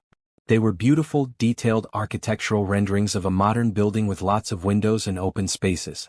Aaliyah could see classrooms, an art studio, a commercial kitchen, a gymnasium, a library, and a large common area designed for community gatherings. Julian, this is amazing, Aaliyah breathed, studying the drawings. She designed a whole kitchen? She knew I wanted to fund cooking classes for kids, Julian explained. She said teaching people to cook was teaching them to nurture themselves and others. That it was an essential life skill everyone should have access to learning. Aaliyah felt her throat tighten. She traced the kitchen design with her finger, seeing the thought and care that had gone into every detail. Professional-grade equipment but arranged in a way that wasn't intimidating. Multiple workstations so classes could accommodate lots of students. Storage designed for accessibility. What are you going to do with these? Aaliyah asked. Julian was quiet for a moment. Then he said, I'm going to build it. The youth center. I should have done it 3 years ago, but I was too lost in grief to think clearly. Now, with the foundation established and my head clearer, I want to make Elena's vision real. That's wonderful, Aaliyah said, feeling tears prick her eyes. I want to hire you to run the kitchen program, Julian continued. Once you graduate from culinary school, you develop the curriculum, teach classes, mentor young people who want to learn cooking. It would be part of your role with the foundation. Aaliyah looked at him, overwhelmed. You've already given me so much. I'm not giving you anything, Julian corrected. I'm offering you an opportunity to use your talents to serve your community. That's what Elena's Center was always meant to be about. Creating opportunities for people to discover and develop their gifts. Then yes, Aaliyah said, accepting with the gratitude she'd been instructed to show. Absolutely yes. I'd be honored to run that program. Thank you for trusting me with something so important to Elena's memory. Julian smiled, genuine warmth in his expression. Thank you for being exactly the kind of person who would make this work meaningful. Elena would have loved you, Aaliyah. You remind me of her in a lot of ways. That same genuine care for others, that same belief that kindness matters. They spent the next hour going through all of Elena's designs, with Julian sharing the vision she'd had for each space. The art studio where kids could explore creativity. The library designed to feel cozy and welcoming rather than institutional. The gymnasium with equipment sized for children. The common area where families could gather for community events. When will construction start? Aaliyah asked. Next spring if everything goes according to plan. I've already secured the land. It's in the Riverside neighborhood about 6 blocks from here. The permit process is underway. I'm hoping we can break ground in March and have the center open by the following fall. That's ambitious. Elena would want it done right, but she'd also want it done without unnecessary delay. There are kids who need this center now, not 10 years from now. As summer progressed, Aaliyah fell into a comfortable rhythm. Morning classes at culinary school, where she learned everything from basic stocks to advanced pastry techniques. Afternoon shifts at the cafe, where she practiced her skills and enjoyed the familiar comfort of the neighborhood space. Evenings working on foundation business, meeting with scholarship recipients and helping plan programs. And through it all, her friendship with Julian deepened. They met regularly, sometimes at the cafe, sometimes at the foundation office, occasionally for walks through the city. They talked about Elena, about Aaliyah's mother, about their dreams for the future, about books and movies and food and life. Julian started dating again, which surprised Aaliyah. He met a woman named Patricia who worked in urban planning. She was kind and understood that Julian's love for Elena didn't diminish his capacity to care for others. I never thought I'd be able to do this, Julian confessed to Aaliyah one day. They were sitting in a park near the cafe eating ice cream cones in the late summer heat. Move forward, meet someone new. It feels both right and wrong at the same time. Elena would want you to be happy, Aaliyah reminded him. From everything you've told me about her, she'd be upset if you spent the rest of your life alone. I know. Patricia actually reminds me of her in some ways. Not in appearance but in spirit. That same enthusiasm for life, that same belief that we should be building things that make the world better. Then enjoy it, Aaliyah urged. Let yourself be happy without guilt. That's the best way to honor Elena's memory. Julian looked at her thoughtfully. When did you get so wise? Around the same time you started ordering variations on your coffee order, Aaliyah replied with a grin. They both laughed, comfortable in their friendship, grateful for the journey that had brought them to this moment. One evening in late August, Aaliyah came home from her classes to find Terrence and Nia in the living room, both wearing expressions of barely contained excitement. What's going on? Aaliyah asked, immediately suspicious. We got our school assignments for the fall, Terrence said, grinning widely. I'm taking all honors classes. And I got into the accelerated science program. That's amazing. Aaliyah hugged him tightly. I'm so proud of you. And I got into the district art magnet program, Nia added, bouncing with excitement. It's the most competitive art program in the city. My teacher nominated me and I got in. Aaliyah hugged Nia too, feeling overwhelming pride. Her siblings were thriving. They were pursuing their interests, excelling academically, becoming the people their mother had hoped they'd be. Mom would be so proud, Aaliyah said, her voice thick with emotion. She'd be proud of you too, Terrence said seriously. You sacrificed so much for us. And now you're doing your dream program and helping other people. That's pretty cool, yeah? That night, as Aaliyah lay in bed, she thought about how far they'd all come. Just 6 months ago, she'd been struggling to keep everything together, working herself to exhaustion with no end in sight. Now, thanks to Julian's generosity and the opportunities that had unfolded from their friendship, all three of them were pursuing paths that would have seemed impossible before. She thought about Julian too and his own journey from grief to healing. He was building Elena's youth center, creating meaningful programs through the foundation, dating again, living again. He was keeping his promise to Elena, the one she'd made him give in the hospital. He was choosing life. And Aaliyah realized that's what healing looked like. Not forgetting the loss or pretending the pain didn't exist, but learning to carry it while still moving forward, still creating, still loving, still living fully. Her phone buzzed with a text from Julian. The city council approved the permits for the youth center. Construction begins in March. Elena's dream is becoming real. Thank you for being part of this journey. Aaliyah smiled and texted back.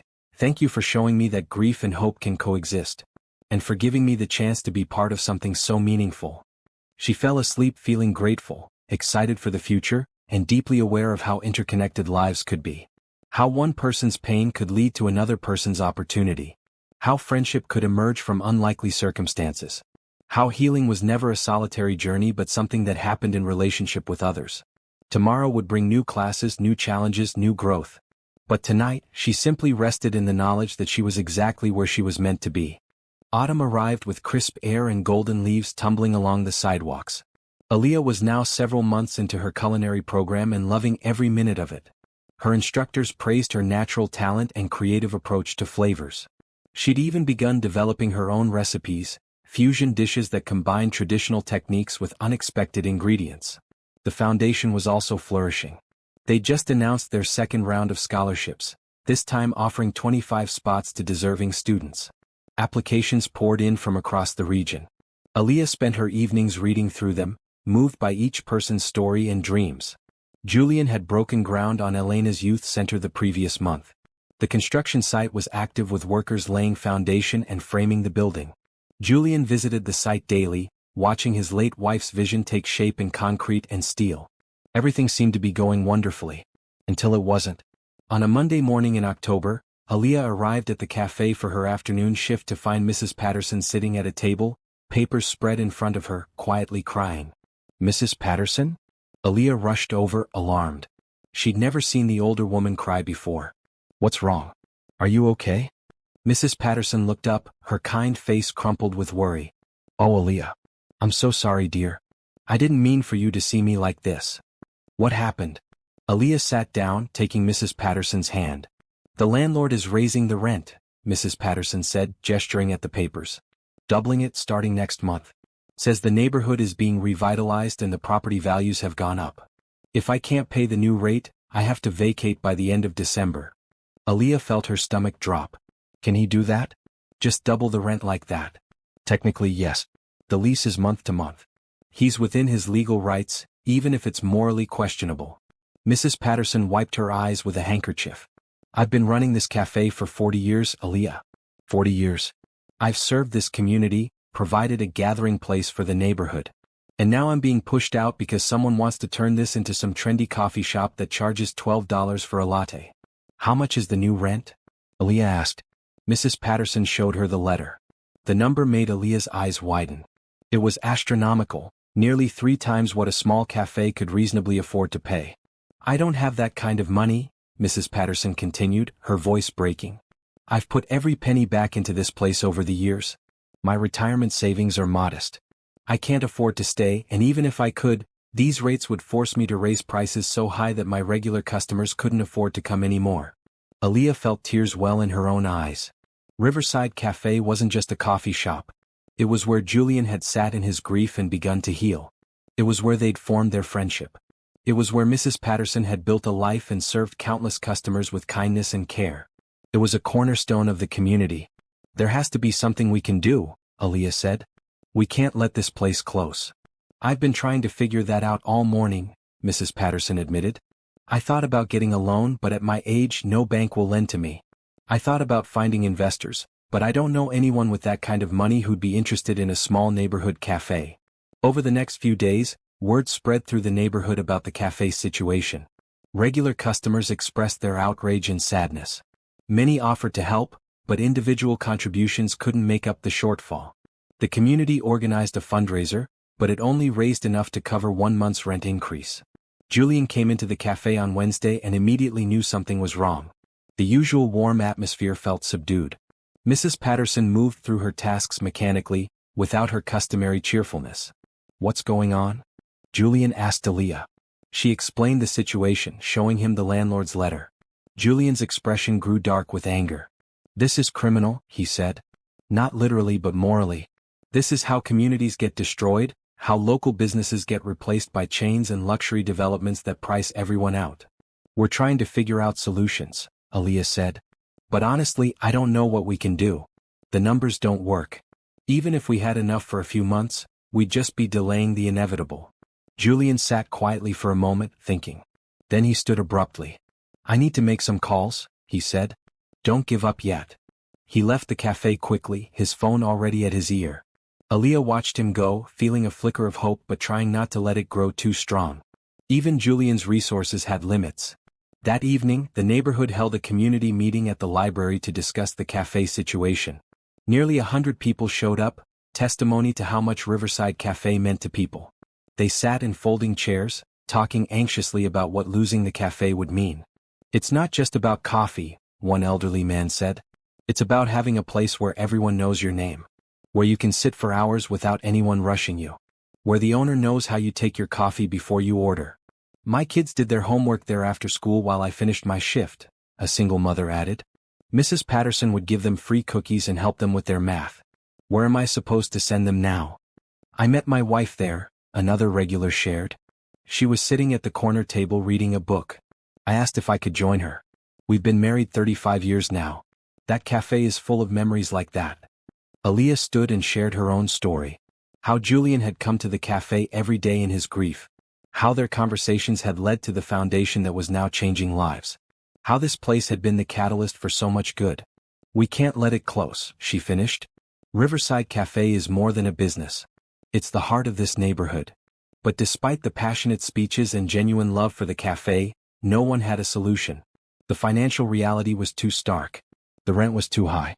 The timeline too short. Mrs. Patterson stood and thanked everyone for their support.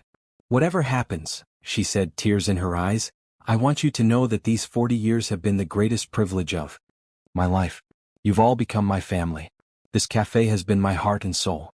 If this is the end, at least I had the blessing of serving this community for so long." People were openly crying now. The meeting ended with hugs and promises to continue fighting, but everyone felt the weight of likely defeat. Aaliyah walked home slowly that night, her heart heavy. She thought about Julian sitting at his table, about Elena's memory being honored in that space, about the initials carved in the windowsill. She thought about Mrs. Patterson, who'd given her a job when she desperately needed one, who'd been kind and patient and supportive. The thought of the cafe closing felt like losing something sacred. When she got home, she found a text from Julian. "Don't lose hope. I'm working on something." But Aaliyah had learned not to count on miracles. Life had taught her that sometimes, despite everyone's best efforts, things fell apart. Sometimes the good guys didn't win. Sometimes beloved places closed and communities scattered and nothing you could do would change it. She tried to prepare herself for that reality. But it hurt more than she expected. Over the next 2 weeks, the cafe continued operating under a dark cloud. Customers came more frequently, as if trying to store up memories before it was too late. People took photos of the interior, of Mrs. Patterson behind the counter, of their favorite tables. Julian came every day but said little about whatever he was working on. Aaliyah didn't press him. She was grateful for his efforts but didn't want to get her hopes up.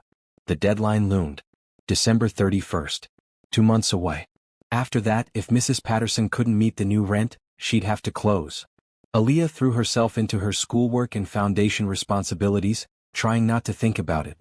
But every time she walked into the cafe, she felt the impending loss like a physical weight on her chest. On a Friday afternoon in mid-November, Aaliyah was working the counter when Julian walked in with an expression she couldn't read. He ordered his coffee, then asked if she and Mrs. Patterson could take a break to talk with him. "Is it bad news?" Mrs. Patterson asked, joining them at Julian's table. "No," Julian said, and there was something in his voice that made Aaliyah sit up straighter. "Actually, it's good news. Very good news." He pulled out a folder and opened it on the table. "I've purchased the building," Julian said simply. "As of this morning, I'm your new landlord." Aaliyah gasped. Mrs. Patterson went completely still, her face pale. "What?" the older woman whispered. "I bought the building from your previous landlord," Julian explained. "I've been negotiating with him for the past 2 weeks. He was difficult, drove the price up significantly because he knew I wanted it. But as of today, the deed is transferred to my name." Julian, you can't. Mrs. Patterson started. I can and I did, Julian interrupted gently. And before you protest, let me explain the full plan. I'm not doing this as charity. I'm doing this as part of the foundation's mission. He pulled out additional papers. I'm converting this building into a foundation property. The cafe will continue operating on the ground floor at your current rent rate, adjusted only for reasonable inflation. But I'm renovating the upper floors which have been sitting empty for years. We'll create affordable workspace for foundation scholarship recipients who are starting their own businesses. A commercial kitchen that Aaliyah can use for teaching classes. Meeting rooms for community organizations. Aaliyah felt tears streaming down her face. Mrs. Patterson was openly sobbing now. You're keeping the cafe? Mrs. Patterson asked through her tears. I'm keeping the cafe, Julian confirmed. You've served this community for 40 years. You gave me a place to grieve and begin healing. This cafe is where I started finding my way back to life. I'm not going to let it disappear because of greed and gentrification. Mrs. Patterson stood on shaky legs and hugged Julian tightly. Thank you, she kept repeating. Thank you, thank you, thank you. Thank you, Julian replied. For creating a space where broken people could begin to mend. For showing me that community matters. For demonstrating every day what kindness looks like in action. As news spread, the cafe filled with people celebrating. Customers who'd heard about the crisis came in to congratulate Mrs. Patterson and thank Julian. There were tears and laughter and a sense of collective relief. We're at a pivotal moment in the story. If you're invested in seeing how Julian's generosity creates ripples of positive change, please subscribe and let us know what you think in the comments below. Your engagement helps us share more stories of hope and community. That evening, after the cafe closed, Aaliyah, Julian, and Mrs. Patterson sat together in the empty space, processing what had happened. I still can't quite believe it, Mrs. Patterson said, shaking her head in wonder. This morning I thought I was losing my life's work. Tonight it's saved. Not just saved, Julian said. Transformed. This building will become a hub for community development. We'll have scholarship recipients working upstairs, running businesses, creating jobs. The cafe will remain the heart of it, the gathering place where people connect. Elena would love this, Aaliyah observed. She would, Julian agreed. She always said buildings should serve communities, not the other way around. This is exactly the kind of project she would have championed. As Aaliyah walked home that night, she felt overwhelmed by gratitude and wonder. She thought about how close they'd come to losing the cafe. How the community had rallied but couldn't solve the problem alone. How Julian had stepped in, using his resources to protect something precious. She thought about how money could be used for good, how wealth could serve community needs rather than just accumulating more wealth. She thought about Elena's vision living on through Julian's actions. And she thought about how sometimes, just when things seemed darkest, hope could break through in unexpected ways. How one person's generosity could save something that mattered to hundreds. How the ripples of kindness kept spreading wider and wider. When she got home, Terrence and Nia were waiting up for her. We heard, Terrence said, grinning. Everyone's talking about it. Mr. Montgomery saved the cafe. He did, Aaliyah confirmed. He really did. That's so cool, Nia said. He's like a real-life superhero. Aaliyah laughed. I guess he kind of is. Though I think he'd say he's just trying to do what Elena would have wanted. That night, lying in bed, Aaliyah thought about the community coming together, about Julian's decisive action, about Mrs. Patterson's tears of relief and joy. She thought about how the cafe would continue serving the neighborhood, how it would expand to offer even more support to the community. And she thought about how love, even love for someone who was gone, could motivate people to do extraordinary things. How Julian's love for Elena had transformed from paralyzing grief into purposeful action. How that transformation was changing lives every single day. Tomorrow the cafe would open as usual.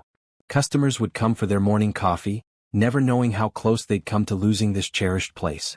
Mrs. Patterson would greet them with her warm smile, serving them with the same dedication she'd shown for 40 years. But everything would be different now.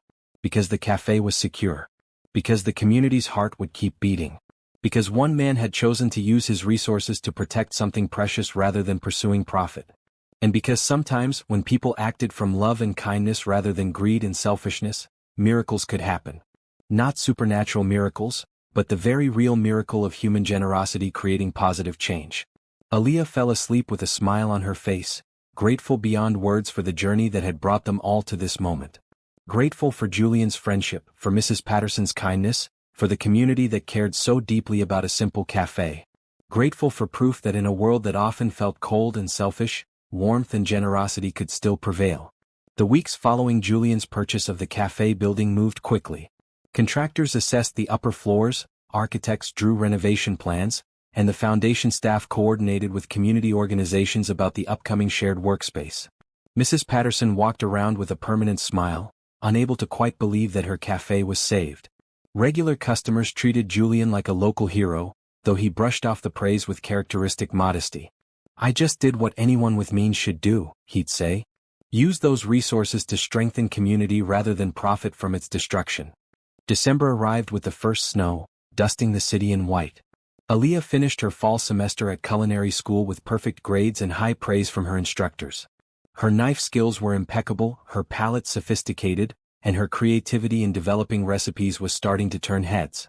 The Foundation Scholarship Program had grown beyond anyone's initial expectations.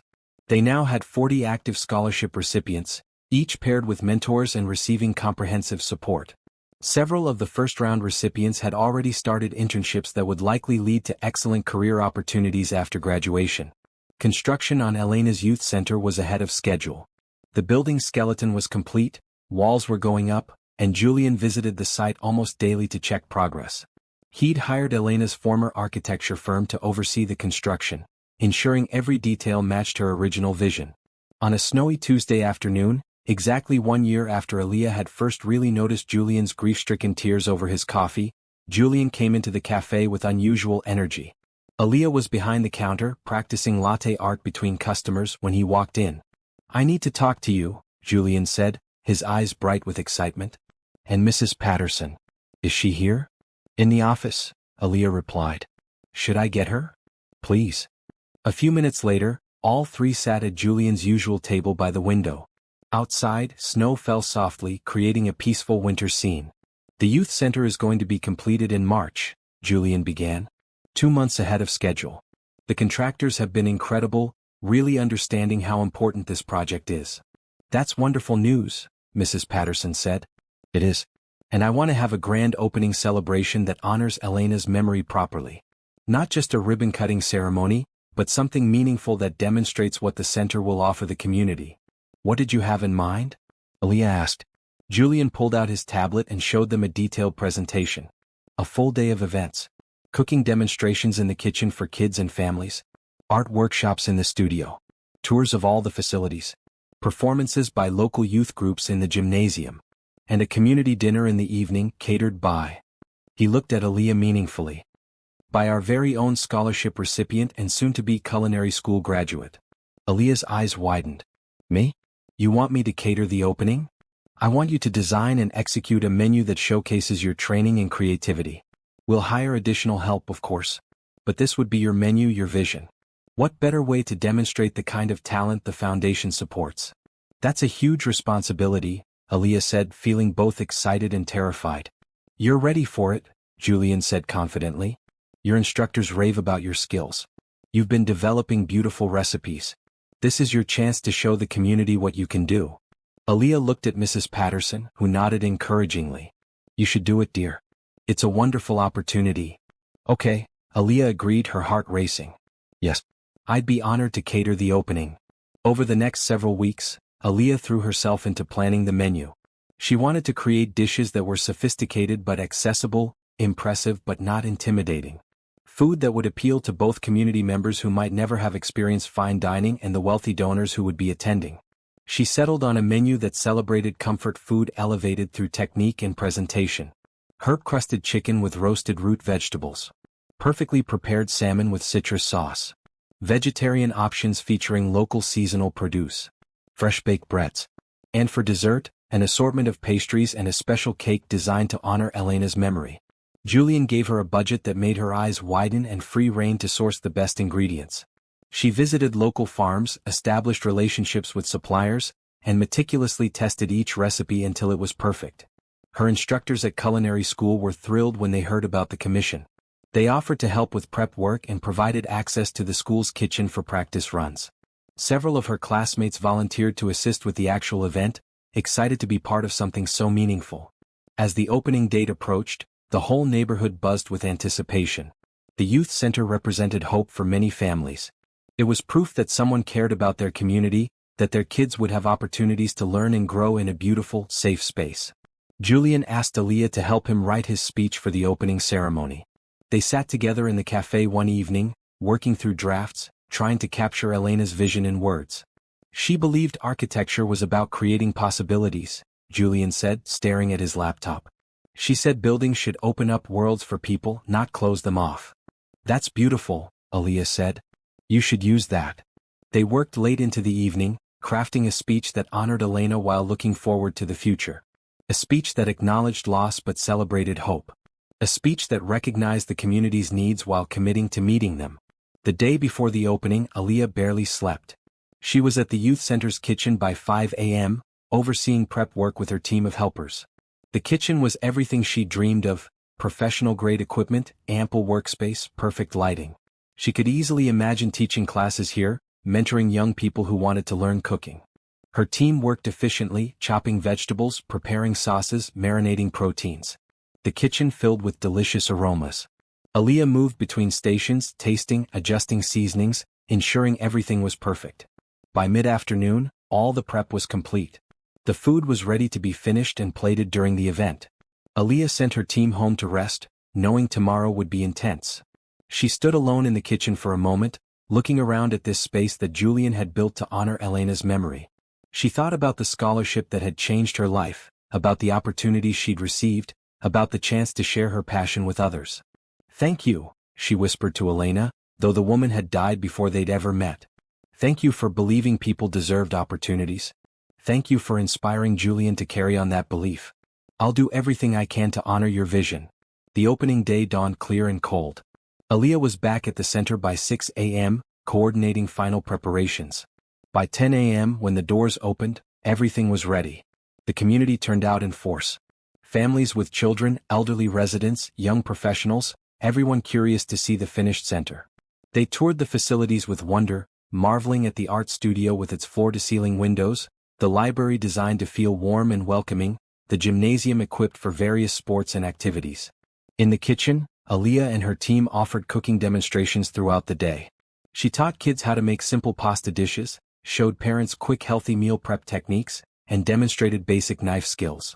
Everyone who participated received recipe cards and small gift bags with cooking tools. The response was overwhelming. People loved the hands-on learning, the friendly atmosphere, the sense that this place was truly for them. Julian moved through the crowds, shaking hands, taking photos, explaining Elena's vision for each space. Aaliyah saw him pause at a portrait of Elena that hung in the main entrance, a beautiful photo of her smiling, full of life. He touched the frame gently, and even from across the room, Aaliyah could see the tears in his eyes. But they weren't only tears of sadness. They were tears of pride and accomplishment. He'd done it. He'd built Elena's dream. He'd created something that would serve the community for generations.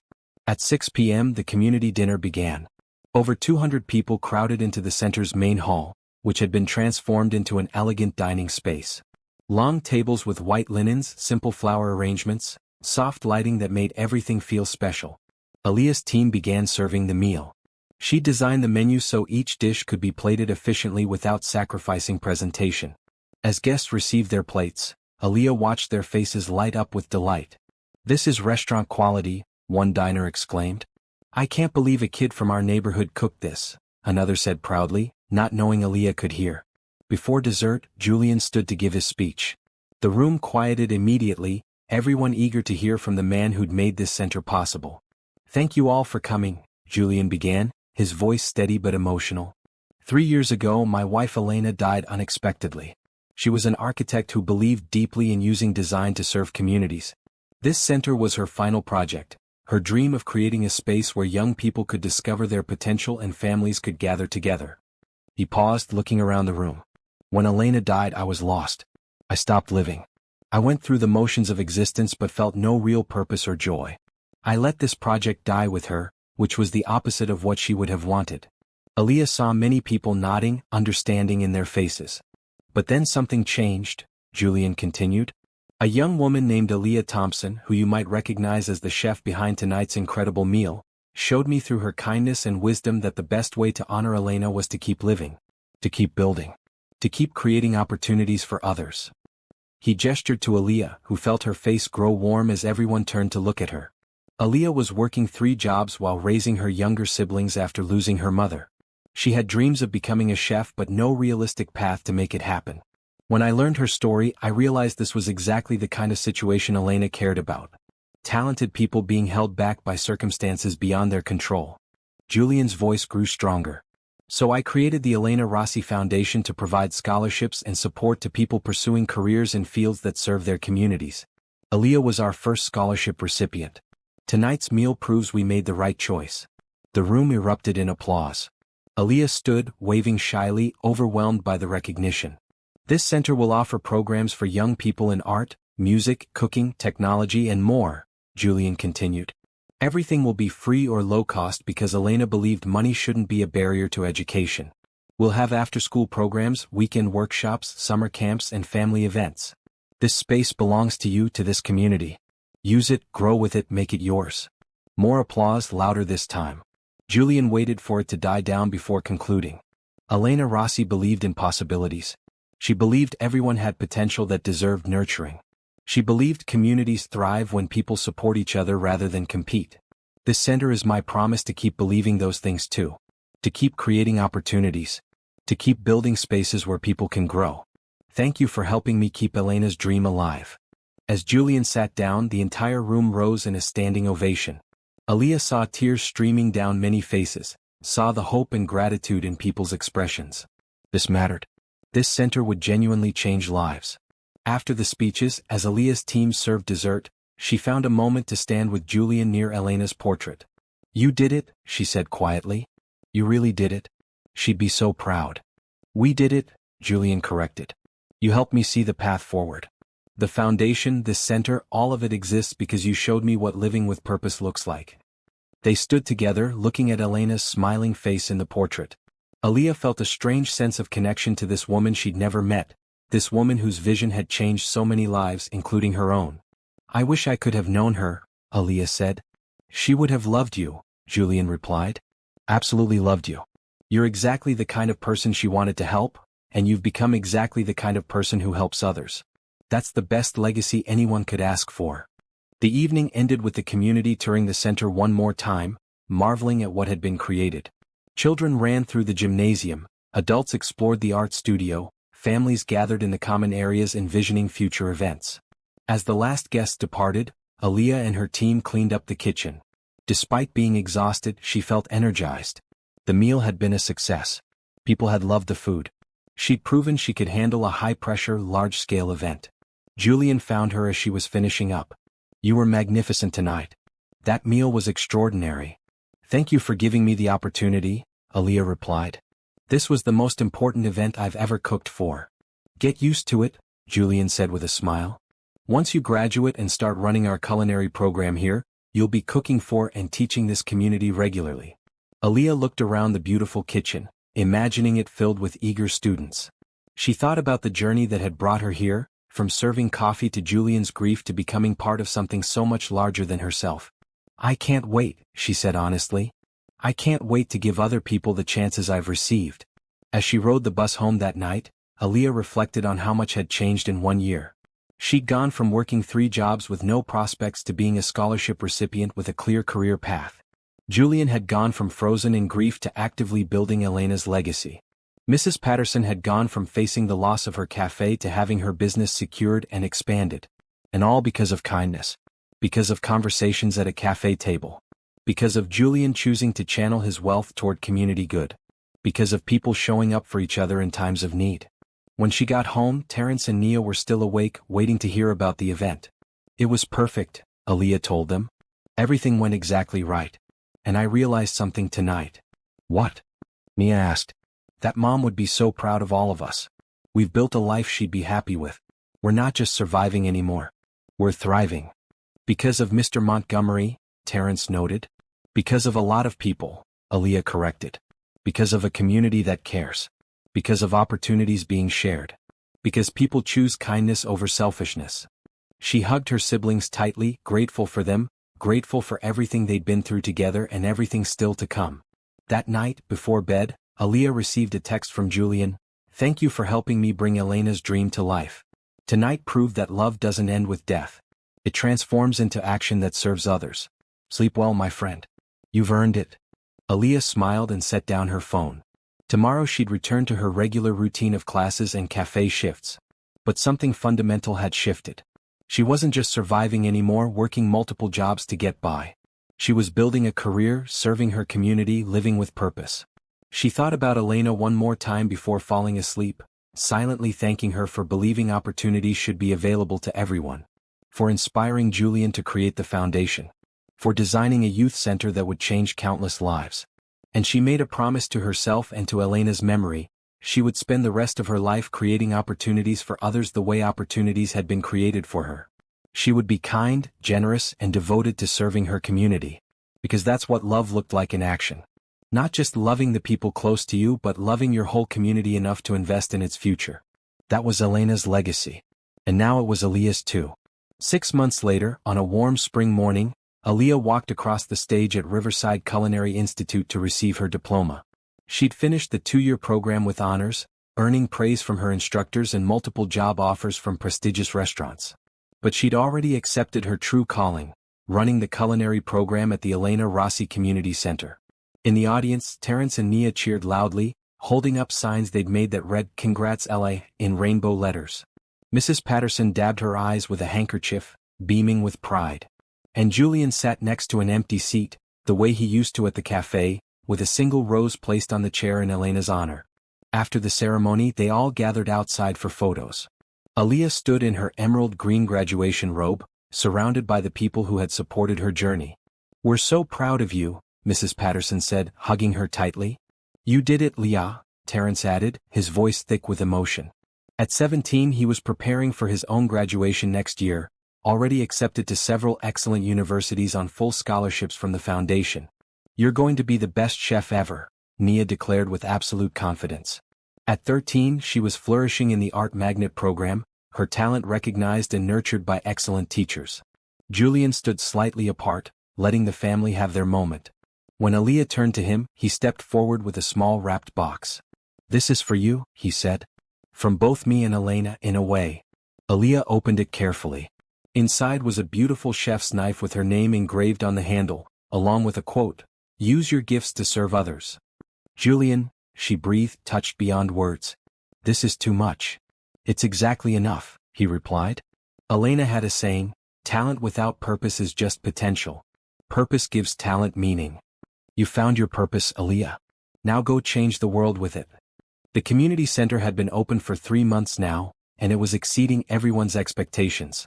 The after-school programs were constantly full. Families gathered there for events. Local artists displayed their work in the gallery. And Aaliyah's cooking classes had waiting lists. She'd started teaching twice a week, offering classes for different age groups and skill levels. Kids learned basic cooking skills and food safety. Teenagers learned meal planning and budget-friendly recipes. Adults learned more advanced techniques. Everyone learned that food could be a way to care for themselves and others. The commercial kitchen saw constant use. Aaliyah had also started a program where scholarship recipients who wanted to start food businesses could use the kitchen to develop and test their products. 2 had already launched successful catering companies, another was developing a line of specialty sauces, and 1 was preparing to open a bakery. The cafe remained the heart of everything. Mrs. Patterson continued running it with the same dedication as always, but now she had help from foundation-funded employees and could actually take days off occasionally. The second floor of the building housed offices for scholarship recipient startups, and the third floor had been converted to affordable housing for 3 foundation scholarship recipients who needed stable accommodation while completing their education. On a sunny afternoon in May, 1 year after the youth center opened, Aaliyah stood in its kitchen preparing for her largest class yet. 50 students, ranging from ages 10 to 60, had signed up for a special community cooking event. They'd be preparing a meal together, then sharing it family-style in the center's dining area. As students arrived, Aaliyah organized them into teams based on skill level. Experienced cooks would handle more complex tasks, while beginners would work on simpler components. Everyone would contribute to creating the meal. Julian arrived just as class was starting, but not alone. He was accompanied by Patricia, the woman he'd been dating. They'd been together for 8 months now, and Aaliyah genuinely liked her. Patricia was warm, intelligent, and understood that Julian's love for Elena didn't diminish his capacity to build a new relationship. "Mind if we watch?" Julian asked. "Of course not," Aaliyah replied. "You're always welcome here."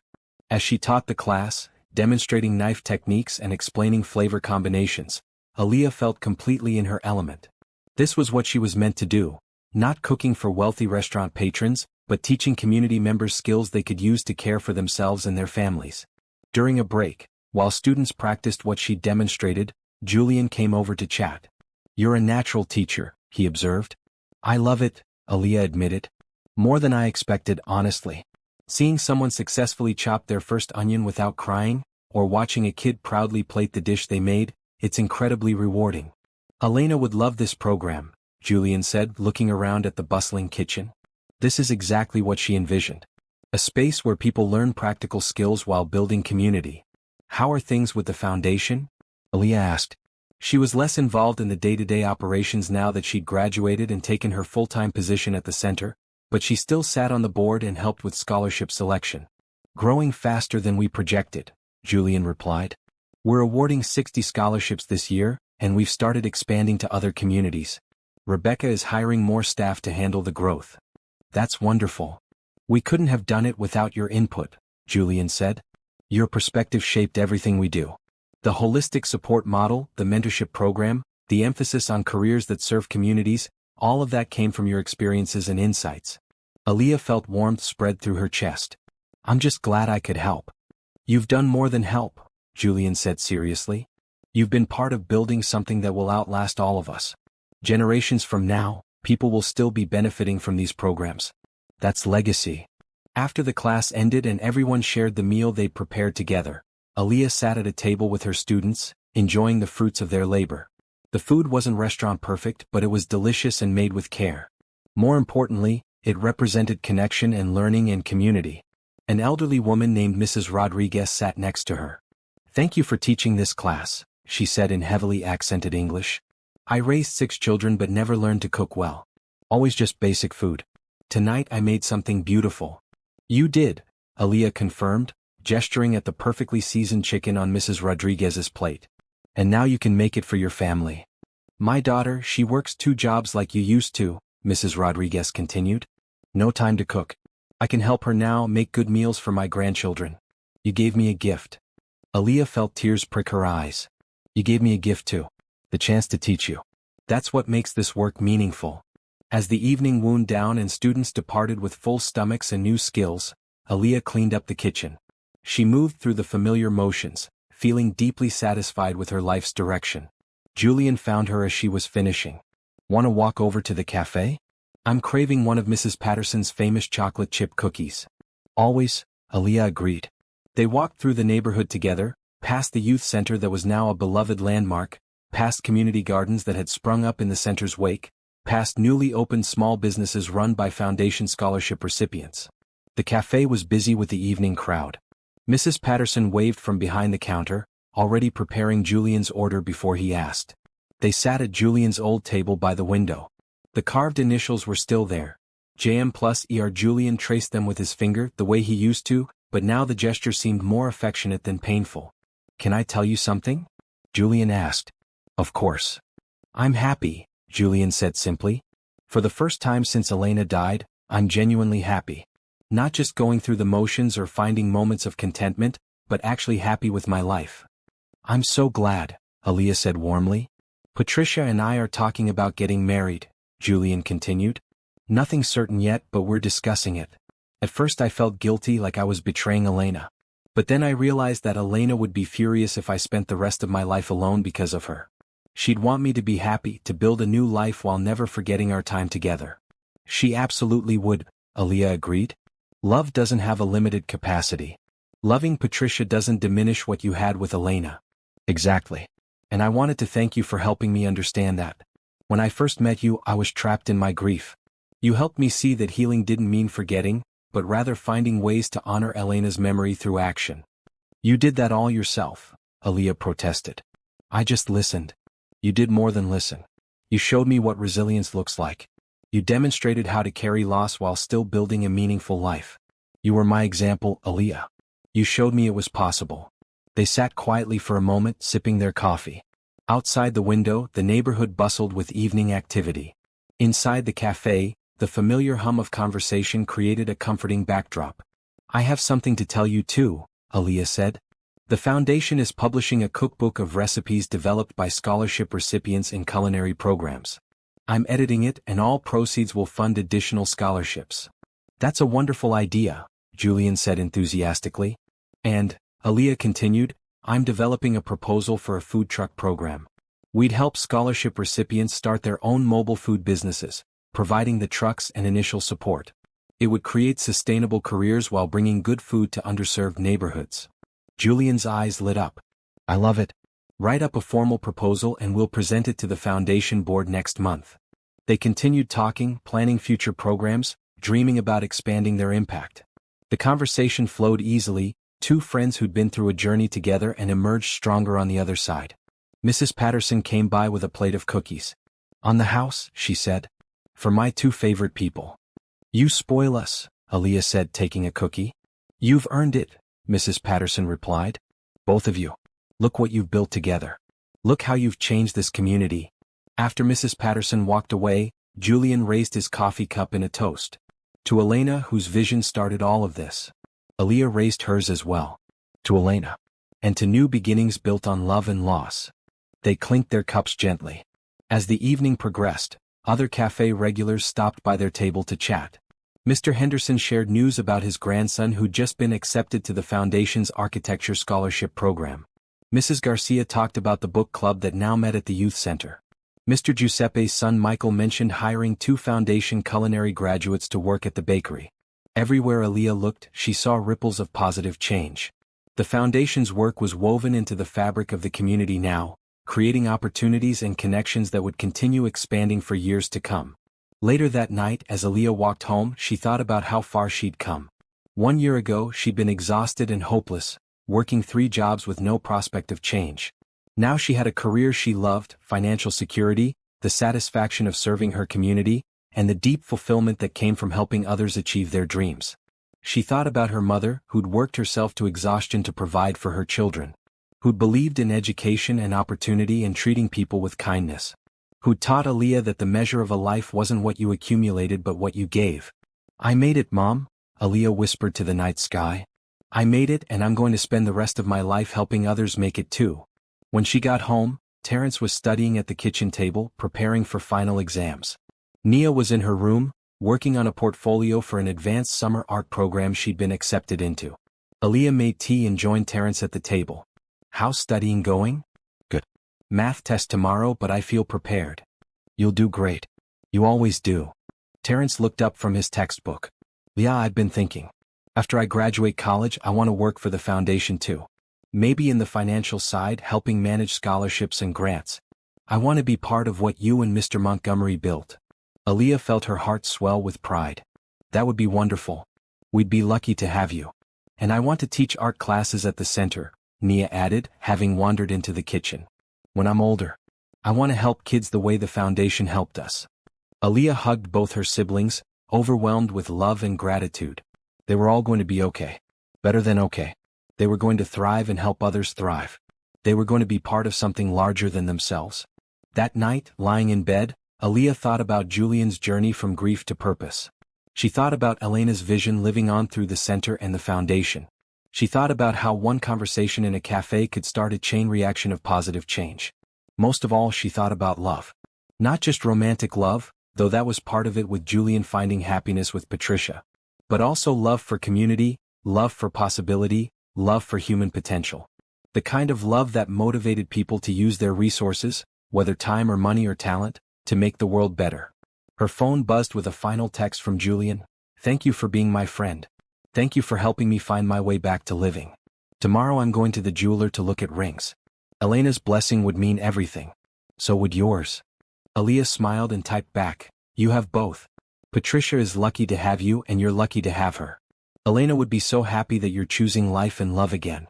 Congratulations, my friend. As she drifted off to sleep, Aaliyah felt profound peace. Her life had meaning. Her work mattered. Her family was thriving. And she'd played a part in healing a broken heart, which had led to opportunities for hundreds of people.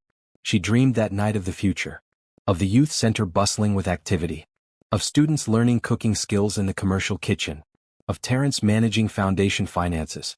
Of Nia teaching art to eager children. Of Julian and Patricia's wedding, celebrating new beginnings built on the foundation of old love. And somewhere in the dream, Elena Rossi smiled, proud of what her vision had become. Proud that her death hadn't ended with grief but had transformed into purposeful action that served the community she'd loved. Proud that Julian had kept his promise to keep living, to keep building, to keep creating opportunities for others. The story that began with a grieving billionaire ordering 2 coffees every day had become something much larger. It had become proof that loss could lead to legacy. That pain could transform into purpose. That kindness and generosity could change everything. And it had become the story of a young woman named Aaliyah Thompson, who'd worked 3 jobs while dreaming of a better future, and who now spent her days making better futures possible for others. That was the real ending. Not in tying up every loose thread, but in recognizing that the work would continue. That the foundation would keep growing. That the youth center would serve new generations. That Julian would build a happy life with Patricia while never forgetting Elena. That Aaliyah would spend decades teaching and mentoring and creating opportunities. The story ended, but the impact went on. Because that's what love does. It doesn't end. It transforms. It multiplies. It creates ripples that spread wider and wider until they touch lives far beyond what any one person could imagine. Julian Montgomery had come into Riverside Cafe every day for 3 years, ordering 2 coffees, one for himself and one for the wife who would never drink it again. Now he came occasionally, sometimes with Patricia, sometimes alone, always with gratitude for the journey that had brought him from paralyzed grief to purposeful living. He no longer needed to order 2 coffees. But he'd never forget why he had, or the young waitress who'd helped him understand that the best way to honor the dead was to live fully in service of others. That was the story. That was the legacy. And it was just the beginning.